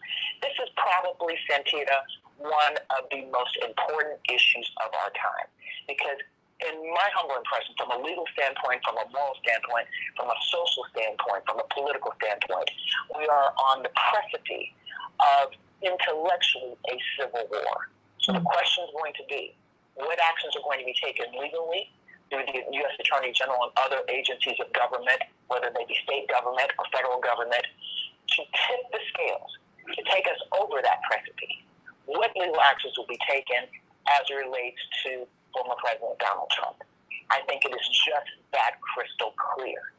One course could lead, some believe, to having us fall into this abyss because of the civil unrest, the civil disobedience that's occurring now everywhere. And another course, there are also downsides to the other course of action, because if there's no accountability, the American people are going to feel some kind of way. Proof positive of the fact that we're at this precipice is what's happening in my state of Georgia. It is an inconceivable notion, and it's almost it's inconceivable. That's just the best way. There's some other words I could use that would not be appropriate on air. That Senator Raphael Warnock, who has served this state honorably, even some conservatives, they hate to say it, in the state of Georgia believe that Raphael Warnock has done a good job. Some believe he's done a great job. I believe he's done a phenomenal job. And we just got to call it like we see it. That he would be running neck and tied with Herschel Walker. We are talking about Herschel Walker in the state of Georgia is indicative of that precipice, is indicative of how much money and energy and diligence and machinery is put behind that candidate, Herschel Walker, who is completely unqualified, unsuited, does not have the temperament, should not lead anyone, not even to the grocery store, in my humble impression. But that he is potentially a real contender in the state of Georgia, and this could be mirrored throughout the country. And he is someone who is strongly supported, prompt, and put up by former President Trump, should lay out for us what it means and how serious this issue is. This is the most important issue that we're going to get from, especially from a legal standpoint. And let us not forget that in the great state of Georgia, Bonnie Willis, the Fulton County District Attorney, is the person, she and her team, responsible for investigating and potentially prosecuting the former president for his clearly illegal activity, and trying to persuade the Secretary of State to give him votes so that he could carry Georgia. So Georgia, again, is going to be pivotal what happens. And it pains me to think that the race that Stacey Abrams is running slightly behind her contender, because if ever there were a gubernatorial race that was stolen, it was that one. She should prevail. But we have to look at what it is, what it means, and understand that it's happening throughout the country. So what Mayor Garland does, what this administration, the Justice Department does as it relates to indictments for a former president, will have a trickle effect throughout the country, and by the way, throughout the world, that we've never seen, at least not in my lifetime. Well, so when I look at... No, you look at? When I look at this issue, it's inextricably tied to voting rights. So I was going to call on Darrell Jones to give us his perspective from where he's seeing it. He and Barbara Armland, as you mentioned, Santita, are going to be leading an exceptional panel, an exceptional panel on so many levels, training, the star power that's there on voting rights. And when we're talking about all these issues, really the Assistant Attorney General for Civil Rights, Kristen Clark will be there from the Justice Department. So, Daryl, what are your thoughts? Thanks so much, TK, and good morning, Cynthia. You know, we're at an interesting point. You're absolutely right that it is a turning point for the nation and making a determination of what way we're going to go. Are we going to continue to fight for our nation, for the democracy, or are we going to kowtow to what former President Trump has laid out and begin to curtail our rights? Look, what we know is this, is that as a result of the attempted coup from January the 6th. From that point on, we saw incredible pieces of legislation that were coming down to try to suppress people's access to the polls and voters' access to being able to vote. It was as if there was an iron claw that was grabbing the nation and trying to pull it down from being a multicultural democracy and have everyone fully participate. So, what we now see happening across the country, as we see all of this legislation, in Georgia, we see the legislation that's making it more difficult for African Americans and brown people and young folks to be able to vote. We find it more difficult for those that really are trying to get out there and exercise that right to vote, to do it. Even if you're going to vote by mail, they've made that more difficult. They've made it more difficult with exact name matches. They've made it more difficult with requiring additional identification to be mailed in. So all of these things are being done. They've reduced drop boxes so that it's more difficult to get to a drop box. They're doing all of these things to make it more difficult to vote and to access the vote. Why? Because what we know is that when America votes, democracy wins. And so what we need to have happen is we need to be certain that we meet the force that's out there, that iron claw that's trying to grapple and bring down that right to vote with the voting rights folks that are going to be out there pushing to exercise that right. So, when we saw that attack on the Capitol on January the 6th, what we saw was an example of that iron claw trying to hold everyone else back. What many folks have put out there, just so incredibly accurate, is that it's the minority of folks in the country that are running the majority of the country. And that's problematic. And that runs for the Supreme Court as well, U.S. Supreme Court as well, where we've had a minority of the population, of the populace that elected the presidents, that appointed a majority of the Supreme Court justices that are now ruling in favor of this reduction and tightening of the belt, if you will, on voting rights. So what we have got to do right now is we've got to be certain that we get out there and we get in the streets, we get people registered, we get people to the polls, and we get them voting. That's part of the reason I'm so excited that on the 20th, on Monday the 20th, at the Rainbow Push conference, we're going to have a voting rights panel that's going to be discussing that very issue. We're going to be discussing the connection between what you see January 6th and what you see happening with all the voter suppression legislation across the country. Tasha Brown of Black Voters Matter, who certainly led the bus tour across the country to fight voter suppression. Barbara Arnwine is the founder and president of Transformative Justice Coalition. Helen Butler with the Georgia Coalition of People's Agenda, and as well as the League of Women Voters CEO, Virginia K. Solomon. All of them want to be there pushing on this issue. So yes, is it important?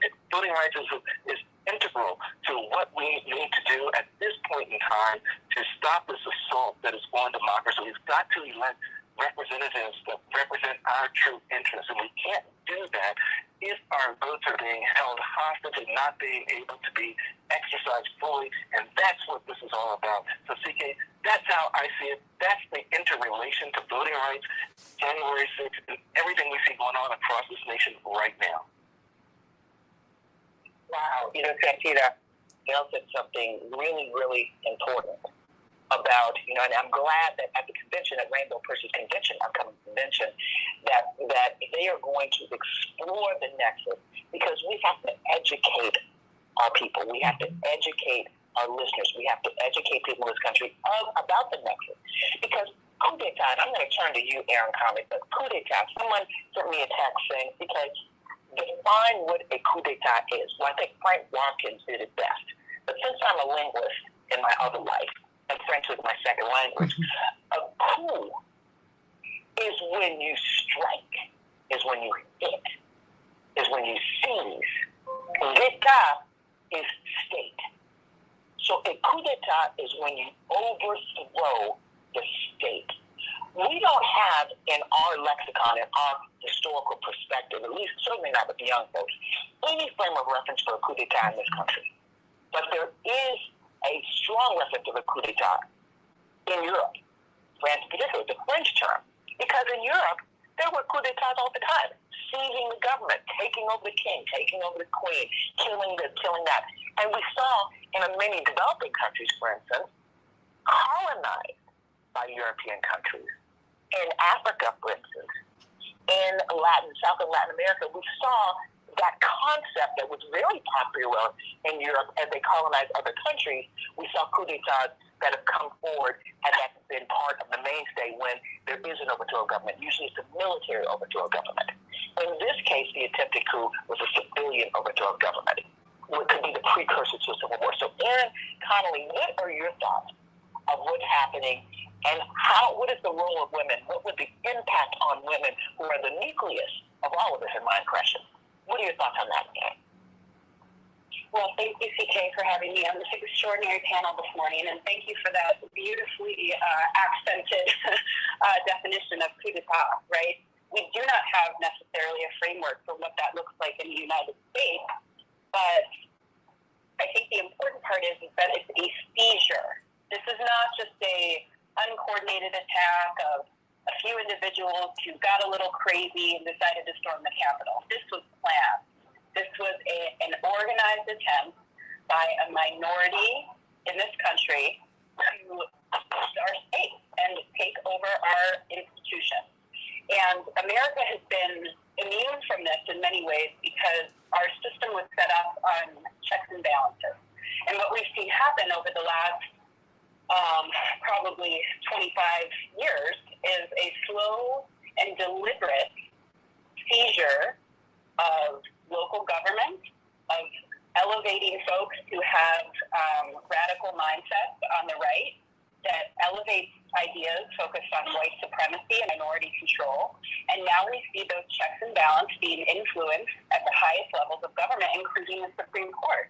When we look at the involvement of Ginny Thomas, the wife of Clarence Thomas, and her dealings leading up to the coup d'etat on January 6th, we have to ask ourselves, how can we correct the infiltration to our highest levels that allow these things to happen? When we have members of Congress giving tours to Proud Boys to map out the U.S. Capitol, how do we prevent this? And we look at the election of President Trump, and when we were talking about the Russian disinformation, if I was a state actor that did not want to see the United States move forward and maintain supremacy on the global stage, I would try, as I think is happening in our country, to alienate and isolate folks so they question the government in and of itself. Can it function? Is it functioning properly? Do elections matter? We don't trust ourselves anymore, right? So when people are angry, when people are seeing higher inflation, that you can't feed your children baby formula. Well, you know what? But it's the only thing that can keep them alive, right? Hold that thought.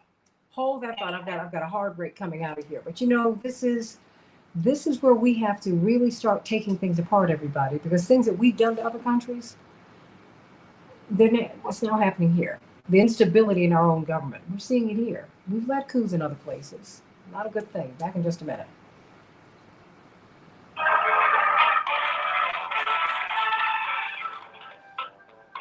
Okay, CK, remember, I have to be out at 57, okay?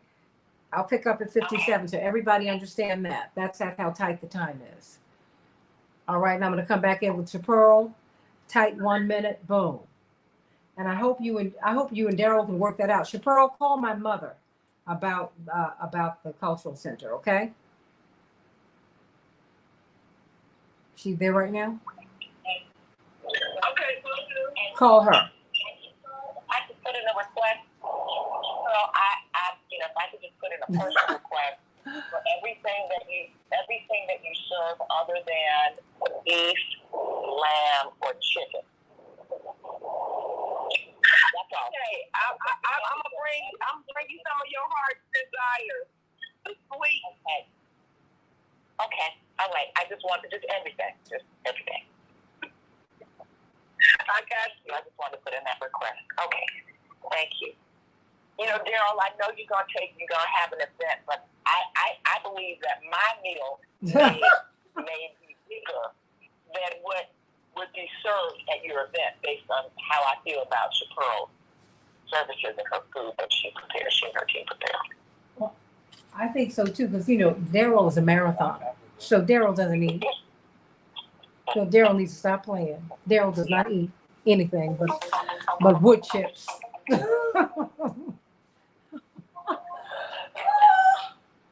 Oh, I'm having fun with you, Daryl. Oh boy. But oh boy, this is a whole lot. Okay. Well, I carb load just because I love it. that's what I know. Oh my gosh. Well, actually, I don't eat. I'm not counting them at this point, but I don't eat as many carbs as when I became Dr. Atkins' patient years ago, that stopped me because I found that I was hypoglycemic, which meant that I had to limit that. Okay. Yeah. I'm probably going to need another phone line to get Mr. Nichols. Okay. Do we have Dr. Knighton there? For whatever reason, it's not letting me make a call to him right now. Okay. No, very quickly. Want me to stop right there?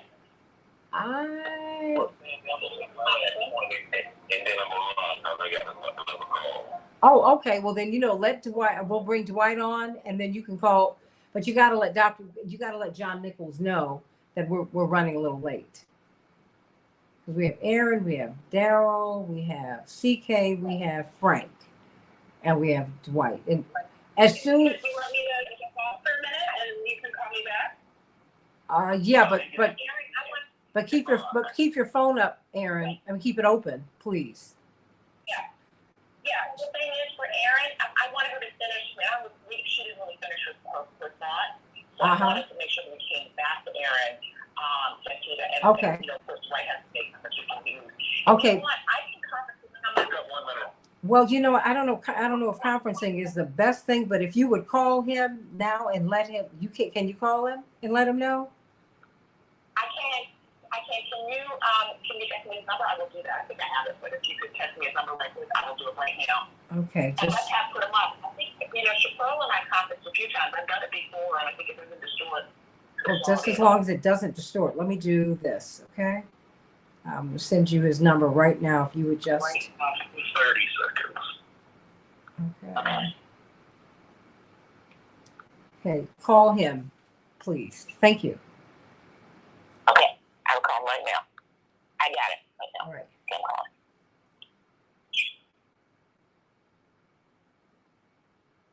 Ah, that's right. Thank you, Stanley, for the reminder about early voting.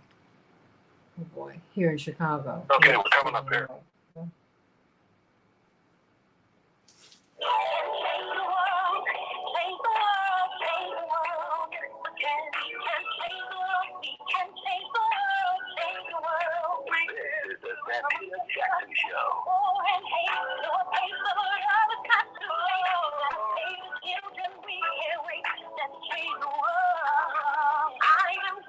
Hey everybody, welcome back to the Santita Jackson Show. What about a coup d'etat? Does it make any difference to you that Congressman Benny Thompson has said a coup d'etat is what we are attempting. That was attempted on June 6, 2021. What do you think about that? I mean, coups happen in other places, right? No, it almost happened here. Does that make a difference to you? Is that something that's got you thinking about the fragility? We have a strong country, but the democracy, these governmental systems, these ways and means of governing, if you will, they're fragile. And a republic requires you be involved. That's what it requires. Let me go to you, Chaparral. We're going to see you, hopefully, when you get back from this vacation, get some vittles from you at the convention. But what's going on, Chaparral celebrations by us? Good morning, Santita. Yes, we are headed to Jamaica, but we will be back next week for the end of the conference, and I promise to bring speak for all of our special guests at the Santita Jackson Show.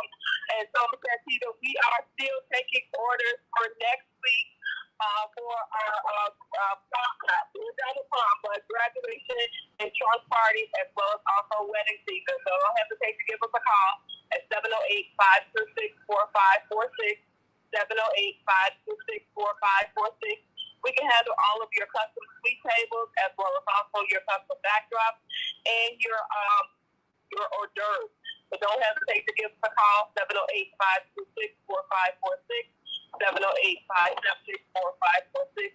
Thanks so much, Santita. Oh, absolutely. Can't wait to see you next week at the Rainbow Push Conference. Legal Q&A with CK. CK, we're going to be joined by John Nichols directly. He's written this tremendous piece. I saw it on Common Dreams. He said, look, call January 6th, Frank Watkins. He said, call it what it was, an explicit attempt to stage a coup. C.K. Hoffler.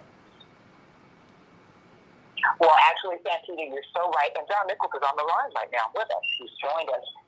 And, before we get to John Nichols, who really wrote that brilliant piece that called it like it was, I wanted Erin Connolly to finish. We had to go to a break to kind of finish her thought, because I think that her perspective, and I want to intertwine also women. Women are the largest voting bloc globally in this country. If they voted, all voted. And so I'd like to tie in, to the extent that we can, what impact, if any, are we hearing in terms of statistics, in terms of feedback, has this January 6th coup, these hearings had on women voters? Well, thank you, CK. And to finish the discussion we were having before the break, I think Reverend Jackson outlined a very similar sentiment in his discussion in his column, where we're talking about the foundation of our democracy. And when we see this evidence, and we'll see more of it this week, we're looking at a systematic, essentially a dismantling of the principles of the trust that we have in ourselves, in our government, where we don't know what the truth is anymore. And the Trump campaign and his followers have been uniquely susceptible to these types of arguments. And what we're seeing now is a giant spotlight being shown on the spin and the misinformation and the lies. Let's label it as it is. And it's important to label what happened on January 6, 2021 as a coup d'etat because of the gravity, right? We can call it an attack, and okay, people are attacked every day in this country, unfortunately. But when we're talking about the attempted seizure of our state in our nation's capital, and when you tour the halls of the Capitol now, they have certain areas where they will show you this is where the senators were able to finally escape. And the feeling that you have when you're walking that building and seeing these places where it came so close to our government being taken over by insurrectionists, it's terrifying.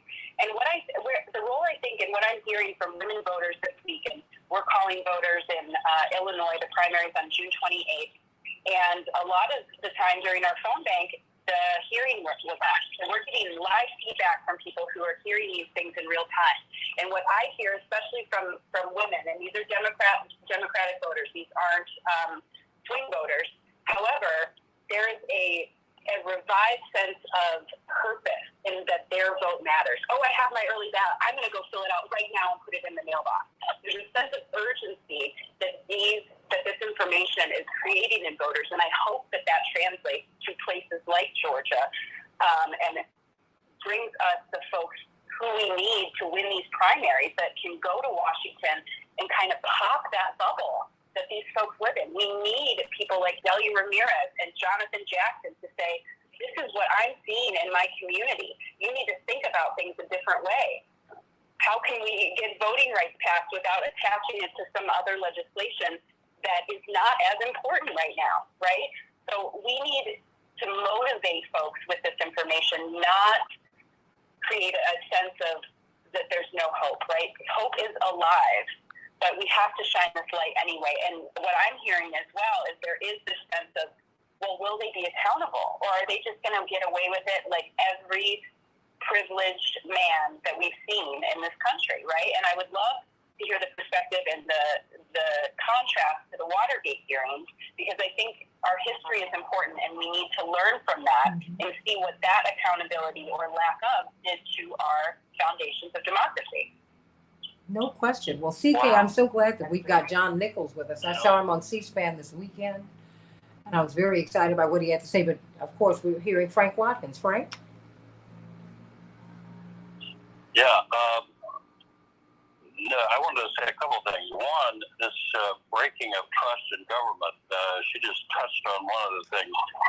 You know, it really began with Vietnam, with Lyndon Johnson lying to the American people about Vietnam.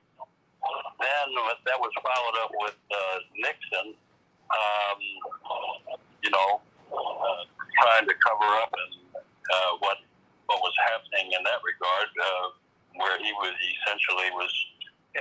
essentially stole an election, and Donald Trump, to skip over, he just escalated it in terms of the president lying all the time, attacking the press as the enemy of the people, discrediting the Justice Department, using it as his own personal lawyer, as who to punish and whatever, and even internationally violating our foreign policy with Ukraine and pulling us out of the Iran deal and trying to sabotage NATO and so forth. So there's been a tremendous level of breaking of trust in government, beginning, in my judgment, with Vietnam. The second thing, it's just triggered in my mind, we're talking about a coup. I was in Congressman Jesse Jackson Jr.'s office in 2000 during the Bush v. Gore situation. And I was just reminded, we may have already experienced a coup. Thank you. Because we actually put out a release and referred to it as a velvet coup. The Supreme Court, Bush won by one vote, 5-4 in the Supreme Court. That was a velvet coup, in my judgment. Well, but and Frank, that's what we said at the time. We put out a release and called the 2000 election a velvet coup, because it turned out that Gore actually won the most votes in Florida. He should have gotten the electoral votes in Florida. If we were going to go, by the normal democratic means, and I could go into more detail about how not having a right to vote in the amendment actually allowed the velvet coup to take place, because state law took precedent over having every vote count, which would have had to have happened if we would have had a right to vote amendment. Instead, the Supreme Court came out on December the 12th, about 10 o'clock, saying there wasn't enough time to count all the votes after they had stopped. That was on Tuesday night, after they had stopped the vote count on Friday night. That was a velvet coup. We've already experienced a coup d'etat in this country. Absolutely. And you've seen people rushing the Capitol, frightening everyone to death when you were trying to pass ACA. I mean, that's what I'm saying. This is not unique. It's not. CK, we've got John Nichols with us. Absolutely. John Nichols is with us, and there's no better time right now. I think John, if he is leaving Santita, if he's still with us, or if we can get just very quickly closing remarks from him. Wait, dropped. He's dropped. Okay, so why don't we go to John Nichols? He's published on this Santita. He's extraordinary. He's exceptional. People perceive him as an expert. He has national prominence on all of these issues. So why don't we just let John Nichols take it away and his perspective on this attempted coup d'etat that almost succeeded, because he called it like he saw it. Well, it's a pleasure to be here. Everybody can hear me, and I know we've got lots of fun today. Thanks for having me, Santita, and thanks for having me, CK. And the only objection I would have to Congressman Benny Thompson's reference to this as an attempted coup is the use of the word attempted, because a coup is a coup, whether it succeeds or not. And so it's important to understand that Donald Trump and his supporters launched a coup.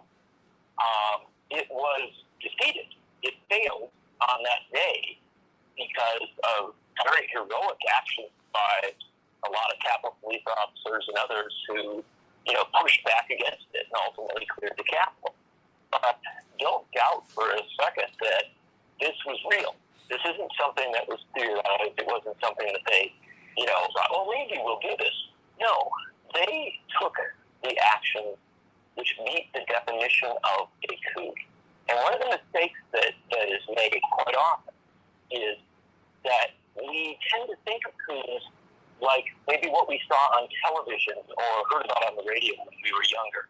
That in some distant country on the other side of the world, before dawn, military units moved and took over the radio station and the TV station and took the sitting president or prime minister prisoner and announced that they were in charge. So that's the image of a coup that I think a lot of people have. But most coups globally don't work like that. More often than not, a coup involves a sitting president or prime minister or leader of the country simply saying, I don't like these election results. I don't like the way that the pattern of politics is going.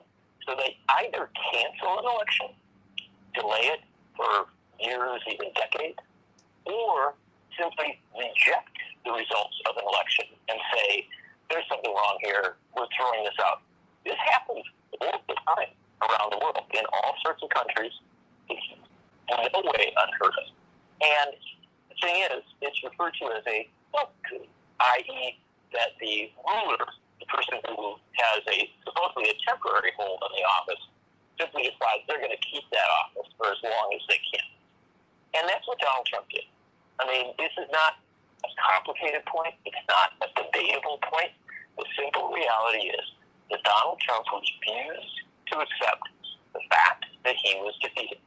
What the hearings have brought out brilliantly, and will continue to bring out, is that Donald Trump was told by everyone he employed, every responsible person he employed, that he was losing and that ultimately he lost.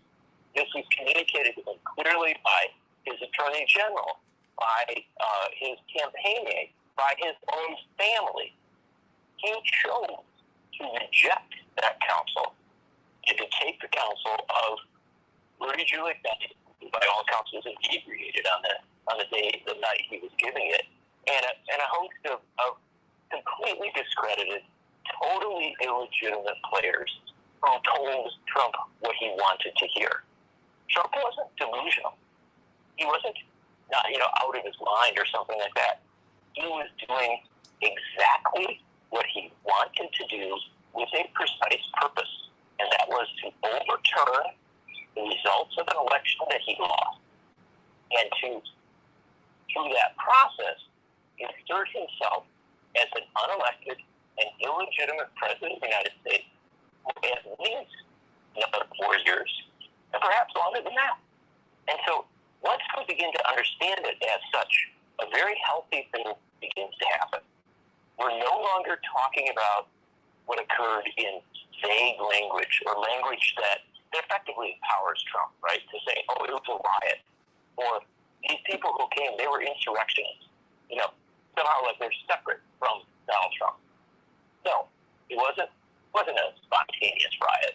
Benny Thompson is exactly right when he said that it wasn't something separate from Trump. Benny Thompson was exactly right when he said that Trump was at the center of a conspiracy to overturn election results. This was a classic coup d'etat. And if we understand it as such, now we can start to talk about what happened. And that's why the hearings, frankly, are very, very healthy. They're very, very necessary because slowly but surely, over a number of days, they're giving us the language, finally, to talk about what actually occurred on January 6th, 2021. Well, CK, I'd like to ask John a question. Why do you think those in authority, I mean, the media, the establishment, there has been a reluctance to call it a coup? Why? Sure. Oh, that's not so hard to explain. In fact, I think we all are a little guilty of this. We're very comfortable in America. Despite all of America's flaws, despite all of its challenges, despite all of the issues that need to be addressed in this country, we tend to think that America is very, very strong, militarily, economically, structurally. We presume that this country isn't like other countries, that it is, quote unquote, a city on a hill or someplace very, very different from other spots. And so as a result, when something anomalous occurs, when something that is jarring and unexpected occurs, we tend to look for the softest language to describe it. A riot, right? Oh, or, some out-of-control people storm the Capitol and stuff like that. We put it into this, we struggle, frankly. And that's media, that's political folks, that's often even very good, very solid political folks who we might agree with, struggle to find the proper language to address it. But what we do over time, and this is the nature of humanity, over time we wrestle with the fact, we wrestle with the reality, and we come to a conclusion about what really occurred. And, truthfully, this happens in our personal lives, in a relationship, in business, in all sorts of things. We may not have the language initially, but we get to it. That's what's happening with this hearing, or these hearings. And it's really important because the fact of the matter is that the entire Republican defense of Donald Trump, and remember, this is not just Donald Trump. I mean, he had a lot of allies and co-conspirators on this. But the Republican defense of Donald Trump has been, well, there's some lawless people who did the wrong thing on January 6th. They disappeared out of thin air. That wasn't what happened at all. This was a very calculated, very determined effort. And tomorrow, when they have a hearing that will, we understand, focus on the role of Mike Pence and the pressure that was put on Vice President Mike Pence, as well as what Pence did on January 6th itself, what we will have reinforced, what we will learn even more clearly is that at the center of this coup, and the coup attempt, if we use that term, at the center of it was an effort by Donald Trump personally to pressure Mike Pence, the Vice President of the United States, who was in this unique role. Remember, Vice Presidents are pretty disempowered, but they have a unique role of presiding over the Senate. And in this role of presiding over the Senate, the goal was simply to have Mike Pence say that electoral votes from battleground states that had voted for Joe Biden were not legitimate, and to recognize alternative weight of electors from those states. Not people who were elected, Mike, not people who were chosen by the voters, but people who were named as an alternative slate. The goal was to have Pence do this with one of two possible results. First, that would actually be accepted, and that these electoral votes would be counted for Trump, and there would somehow be a declaration that Trump had won, or in the chaos of it, to throw the election into the House of Representatives or into the Congress in a situation where Republicans have a narrow advantage. And so the bottom line is this was a very well thought, very carefully calculated coup. They knew exactly what they were trying to do.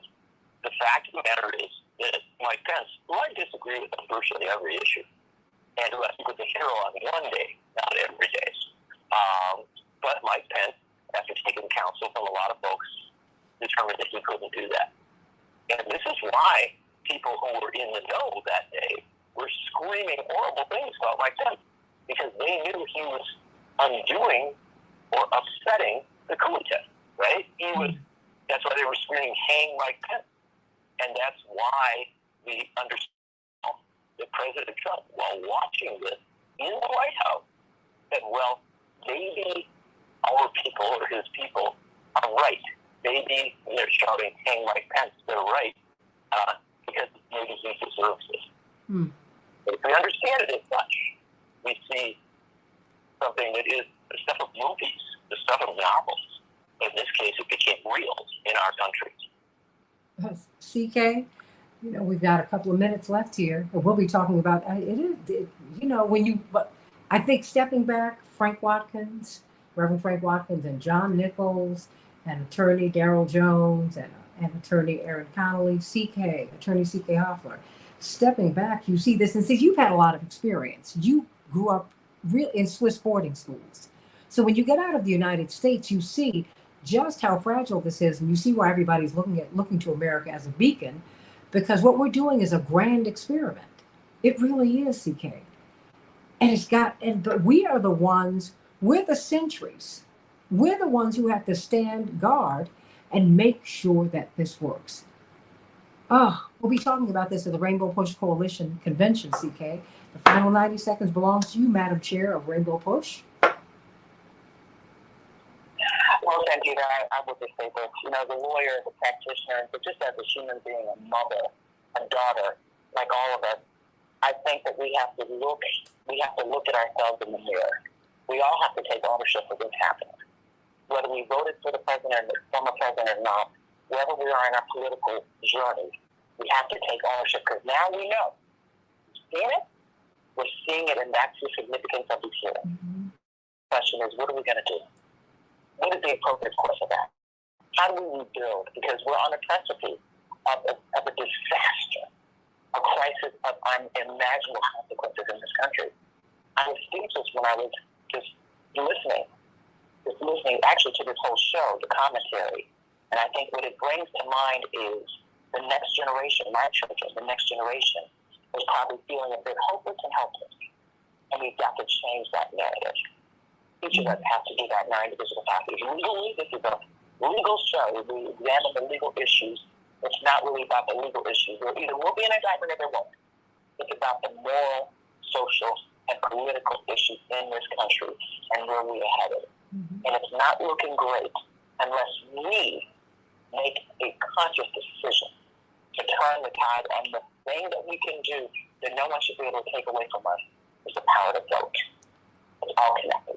I encourage people to go out and vote, look at the evidence, listen to the evidence, and make sure that your voice is heard through your vote. Leave no stones unturned. If you are kicked out of line, if your ballot is rejected, take steps to make sure you're heard. Because literally, we are electing people that are going to make a determination of the future of this country right now. Right now. Amen to that. Everybody, hope that you'll be at the Rainbow. Well, you know, I hope people will be at the Rainbow Push Convention, because we talk a lot about things that are little. Well, this little convention is going to talk a lot about things that are big and things that are important to you. So meet us at Rainbow Push, 9 o'clock on Saturday morning at 930 East 50th Street. And then the 19th through the 22nd, we will be at the South Shore Cultural Center. You don't want to miss it. Great food, great conversation. It's free.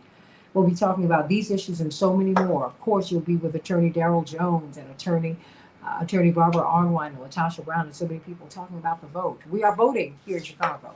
June 28th is the actual date, but early voting is happening right now. Please go and vote. Go to vote.org and find out if you have been purged from the voter rolls. Go to vote.org. Thank you so much for giving us this information, Darrell, so that you can find out where your precinct is, where your polling place is.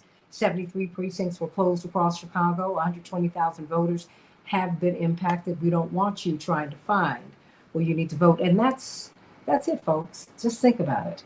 This republic belongs to us if we can keep it. I love you, everybody. Can't wait to be with you tomorrow on the Santita Jackson Show.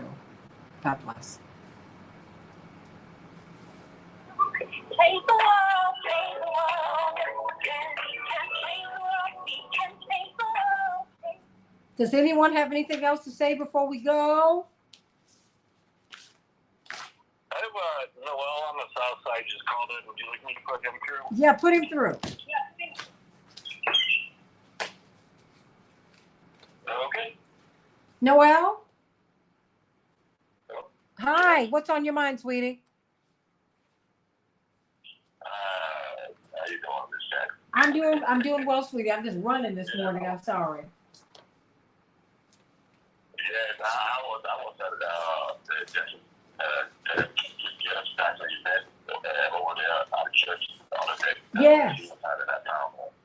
Yeah, but I mean, Thank you for I'm glad coming. you guys are talking about January 6th. Call it for what it is. It's not an insurrection. It's not a riot. It is a coup. That's what it is. Mm-hmm.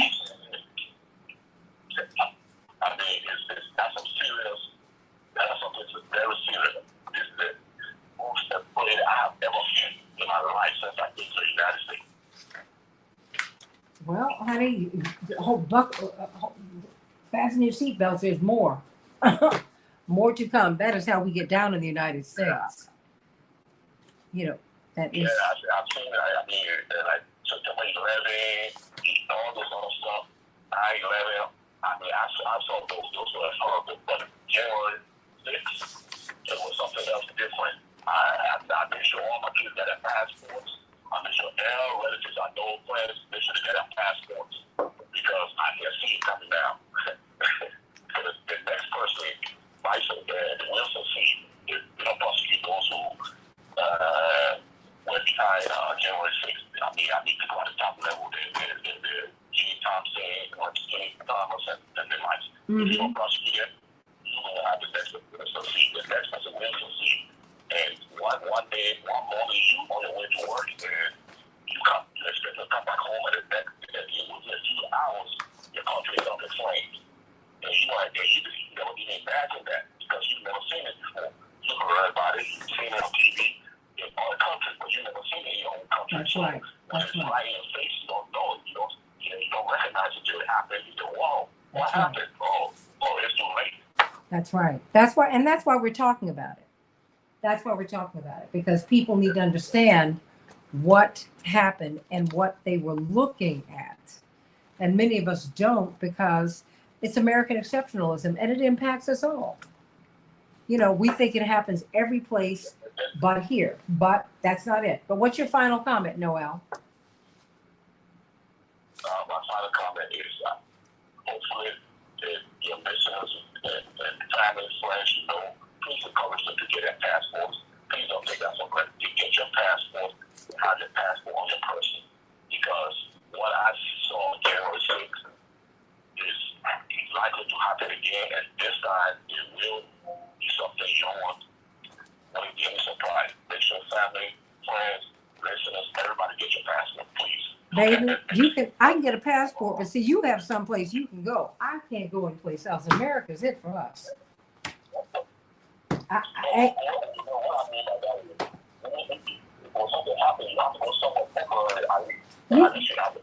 There's no place we even there's no place we even know where to go. That's the thing. We don't know. I mean, this is it. No, I'm feeling you. I'm just telling you, Black folks have been here since the 1500s.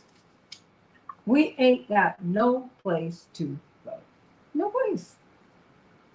I'm just saying, I mean, I'm feeling you. I hear you, but no. And we're going to get kicked out the way we kick other people out who are seeking refuge.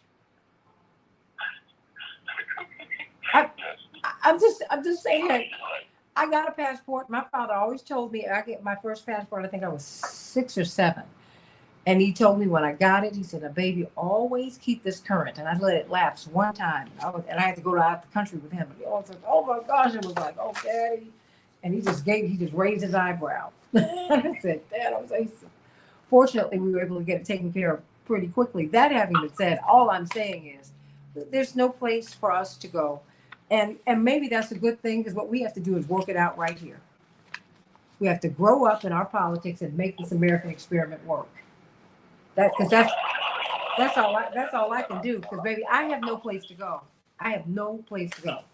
Nobody's welcoming me anyplace else for a long time. Right now, we have government laws in some other continent right now. Oh, I know. My father's helped to fight for them, like dual citizenship and all of that. But even then, the thing is, as Robert just said, we're foundational Black Americans. We built this country. Okay? So I have an obligation to make this country work, period. I am not going anywhere, and no one's going to tell me I need to go back to anywhere. I've been here longer than most of the white people I see. So my thing is, we're going to make America work. And that, you know what, Noel? We're going to make America work. And that's it. I owe it to my great-grandparents. I owe it to my great-great-grandparents. I owe it to the ancestors. There's too much of my blood in the soil. I'm not going anywhere. And I'm going to make America work. And I'm going to make America be, in fact, what it says it is on paper. Now, we're going to make this thing work. That's what we're going to do. I built the biggest, baddest, greatest country on earth. I'm going to make it work, and I'm going to get my bounty from it. You're going to restore me. Reparations are not about me, about you cutting a check for me. It's about my HBCUs being endowed. They should never be broke. I want my black banks. I want my black businesses. I want restitution for Tulsa and the other Tulsas. Tulsa was destroyed. It was collapsed by America. It was not helped by America. Black folks built it, and then America dropped a bomb on it. I want to be paid back. I want to be restored. And I'm not playing. I'm not playing, Noel. I'm not playing. I am very serious.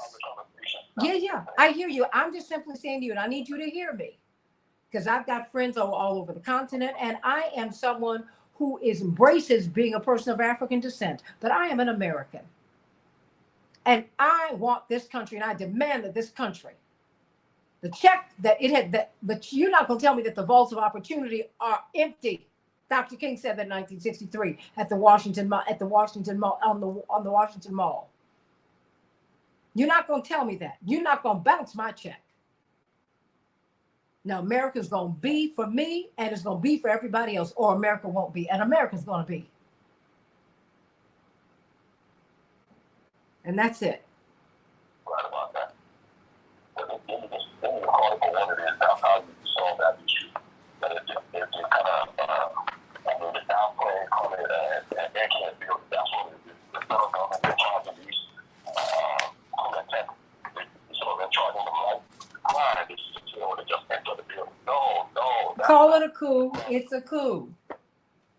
And they need to stop playing this game, because that's what this was. And that's what it is. And these folks are willing to tear up something that they didn't even build. See, you can tell you didn't build it because you're willing to tear it up. It's like the women who were arguing over the baby. The king said, okay, I got this figured out. You know what we're going to do? We're going to give me the machete. We're going to split this child in half. You can have a half, you can have the half. And the mother, the real mother said, oh, no. No. You take the baby. That's okay. And the king said, now you give the baby to her. Why? She didn't want to destroy it. She's got to be the mama. Exactly.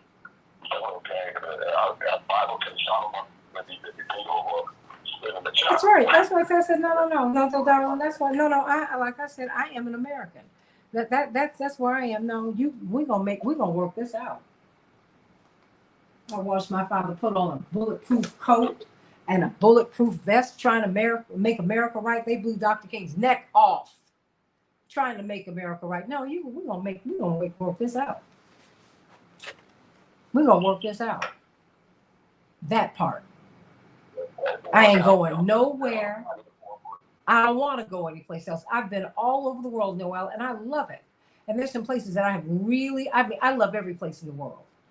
But you know what? When I come back to the United States, for all of its flaws and all that it is and ain't, it's me. It's mine. Culturally, politically, religiously, it is mine. And this country is going to work for me and everybody else who wants to come here. And that's it. That's all. Your final comment, because I got to go. I got you. I got you. I appreciate you. Yeah, I keep it 100. I keep it 100. And that's why I'm saying to you, oh, no, darling. We ain't going nowhere. Ain't nobody going nowhere. I ain't going nowhere. And I'm not going to have an argument with somebody else about me taking their spot. Nope. We ain't doing that. No. I already built a country. And I'm going to get out of this country what my great grandmama and others invested in it. Please, I think we can track. No, I think we can track. I mean, some of my father's relatives here through the early 1700s, and we stopped there. We said, please, between the Africans, the Europeans, and the Native Americans, I got it all. And you know what? I'm American, and we're gonna make this right, and we're not gonna have a coup. We're gonna call it a coup, and no. If you want to make something right, then you need to eliminate poverty and hunger. You need to open up the gates and the doors of opportunity for everybody. Now that's something to have a march over. This other stuff is foolishness. I love this country. That's why I came here. Yeah, and it's your country, and it's your country, and it's yours. And you know what? And you know who helped to establish the ideals? The people who were enslaved here. That's when you understand freedom. That's when you have to look at the indigenous people. That's when you understand sovereignty and liberty. I mean, look, until you get things right with the indigenous people, this thing ain't gonna work. Till you get things right with the people you have enslaved and their descendants, this is not gonna work. And so some spoiled, entitled people who will give more money to Ukraine than they will to the inner city of America, please, I don't have time for that. Of course, Ukraine deserves our help, but $2 billion a month, no. They go from $2 billion a month, and we say we're gonna give you 33. Then we say you give you 40, and then we've given them 40 plus, and we continue to give money, and people can't get stimulus checks. Oh no, that's not right. And the only people who can change that is you. These people get away with this stuff because you allow it. Whenever you see these stories about abuse, Noah, I gotta go on this Zoom call. Whenever you see these stories about abuse, you know what happens? You know when the abuse ends? When the person who's abused stops it. They leave or something, but they end it. So now, I've said it. I'm really glad you started a conversation. I'm really glad. What you say, hon? I'm really glad you started that conversation. Call it what it is. It's a coup. It's a coup. It's a coup. That's why I call Peyton Gendron's name. Eric Klebold and Dylan. I mean, Dylan Klebold and Eric Harris. That's why I call their names. These are murderers. Murderers. Y'all. I mean, you killed Philando Castile in front of his fiance and her baby. But this guy who has just shot up people in the parking lot, Peyton Gendron, and killed all these people in the grocery store. And he has a gun. He holds it under his chin, and y'all what? And he lived. He should have lived, but so should have Philando Castile. And just stop it. So just stop it. No, yeah, me too. And we're gonna work this out. So I love you, baby. I gotta run. But thank you for always calling in. I love you, everybody. I can't wait. Oh, honey, I wish I could get some ice cold lemonade and watch the sunset. Girl, I don't have time for that today. I love you. Okay, I love you, sweetie. Thank you.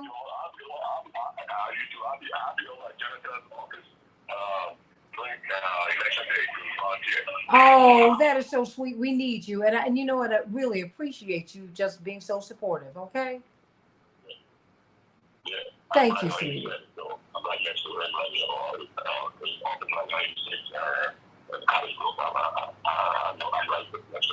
Well, thank you.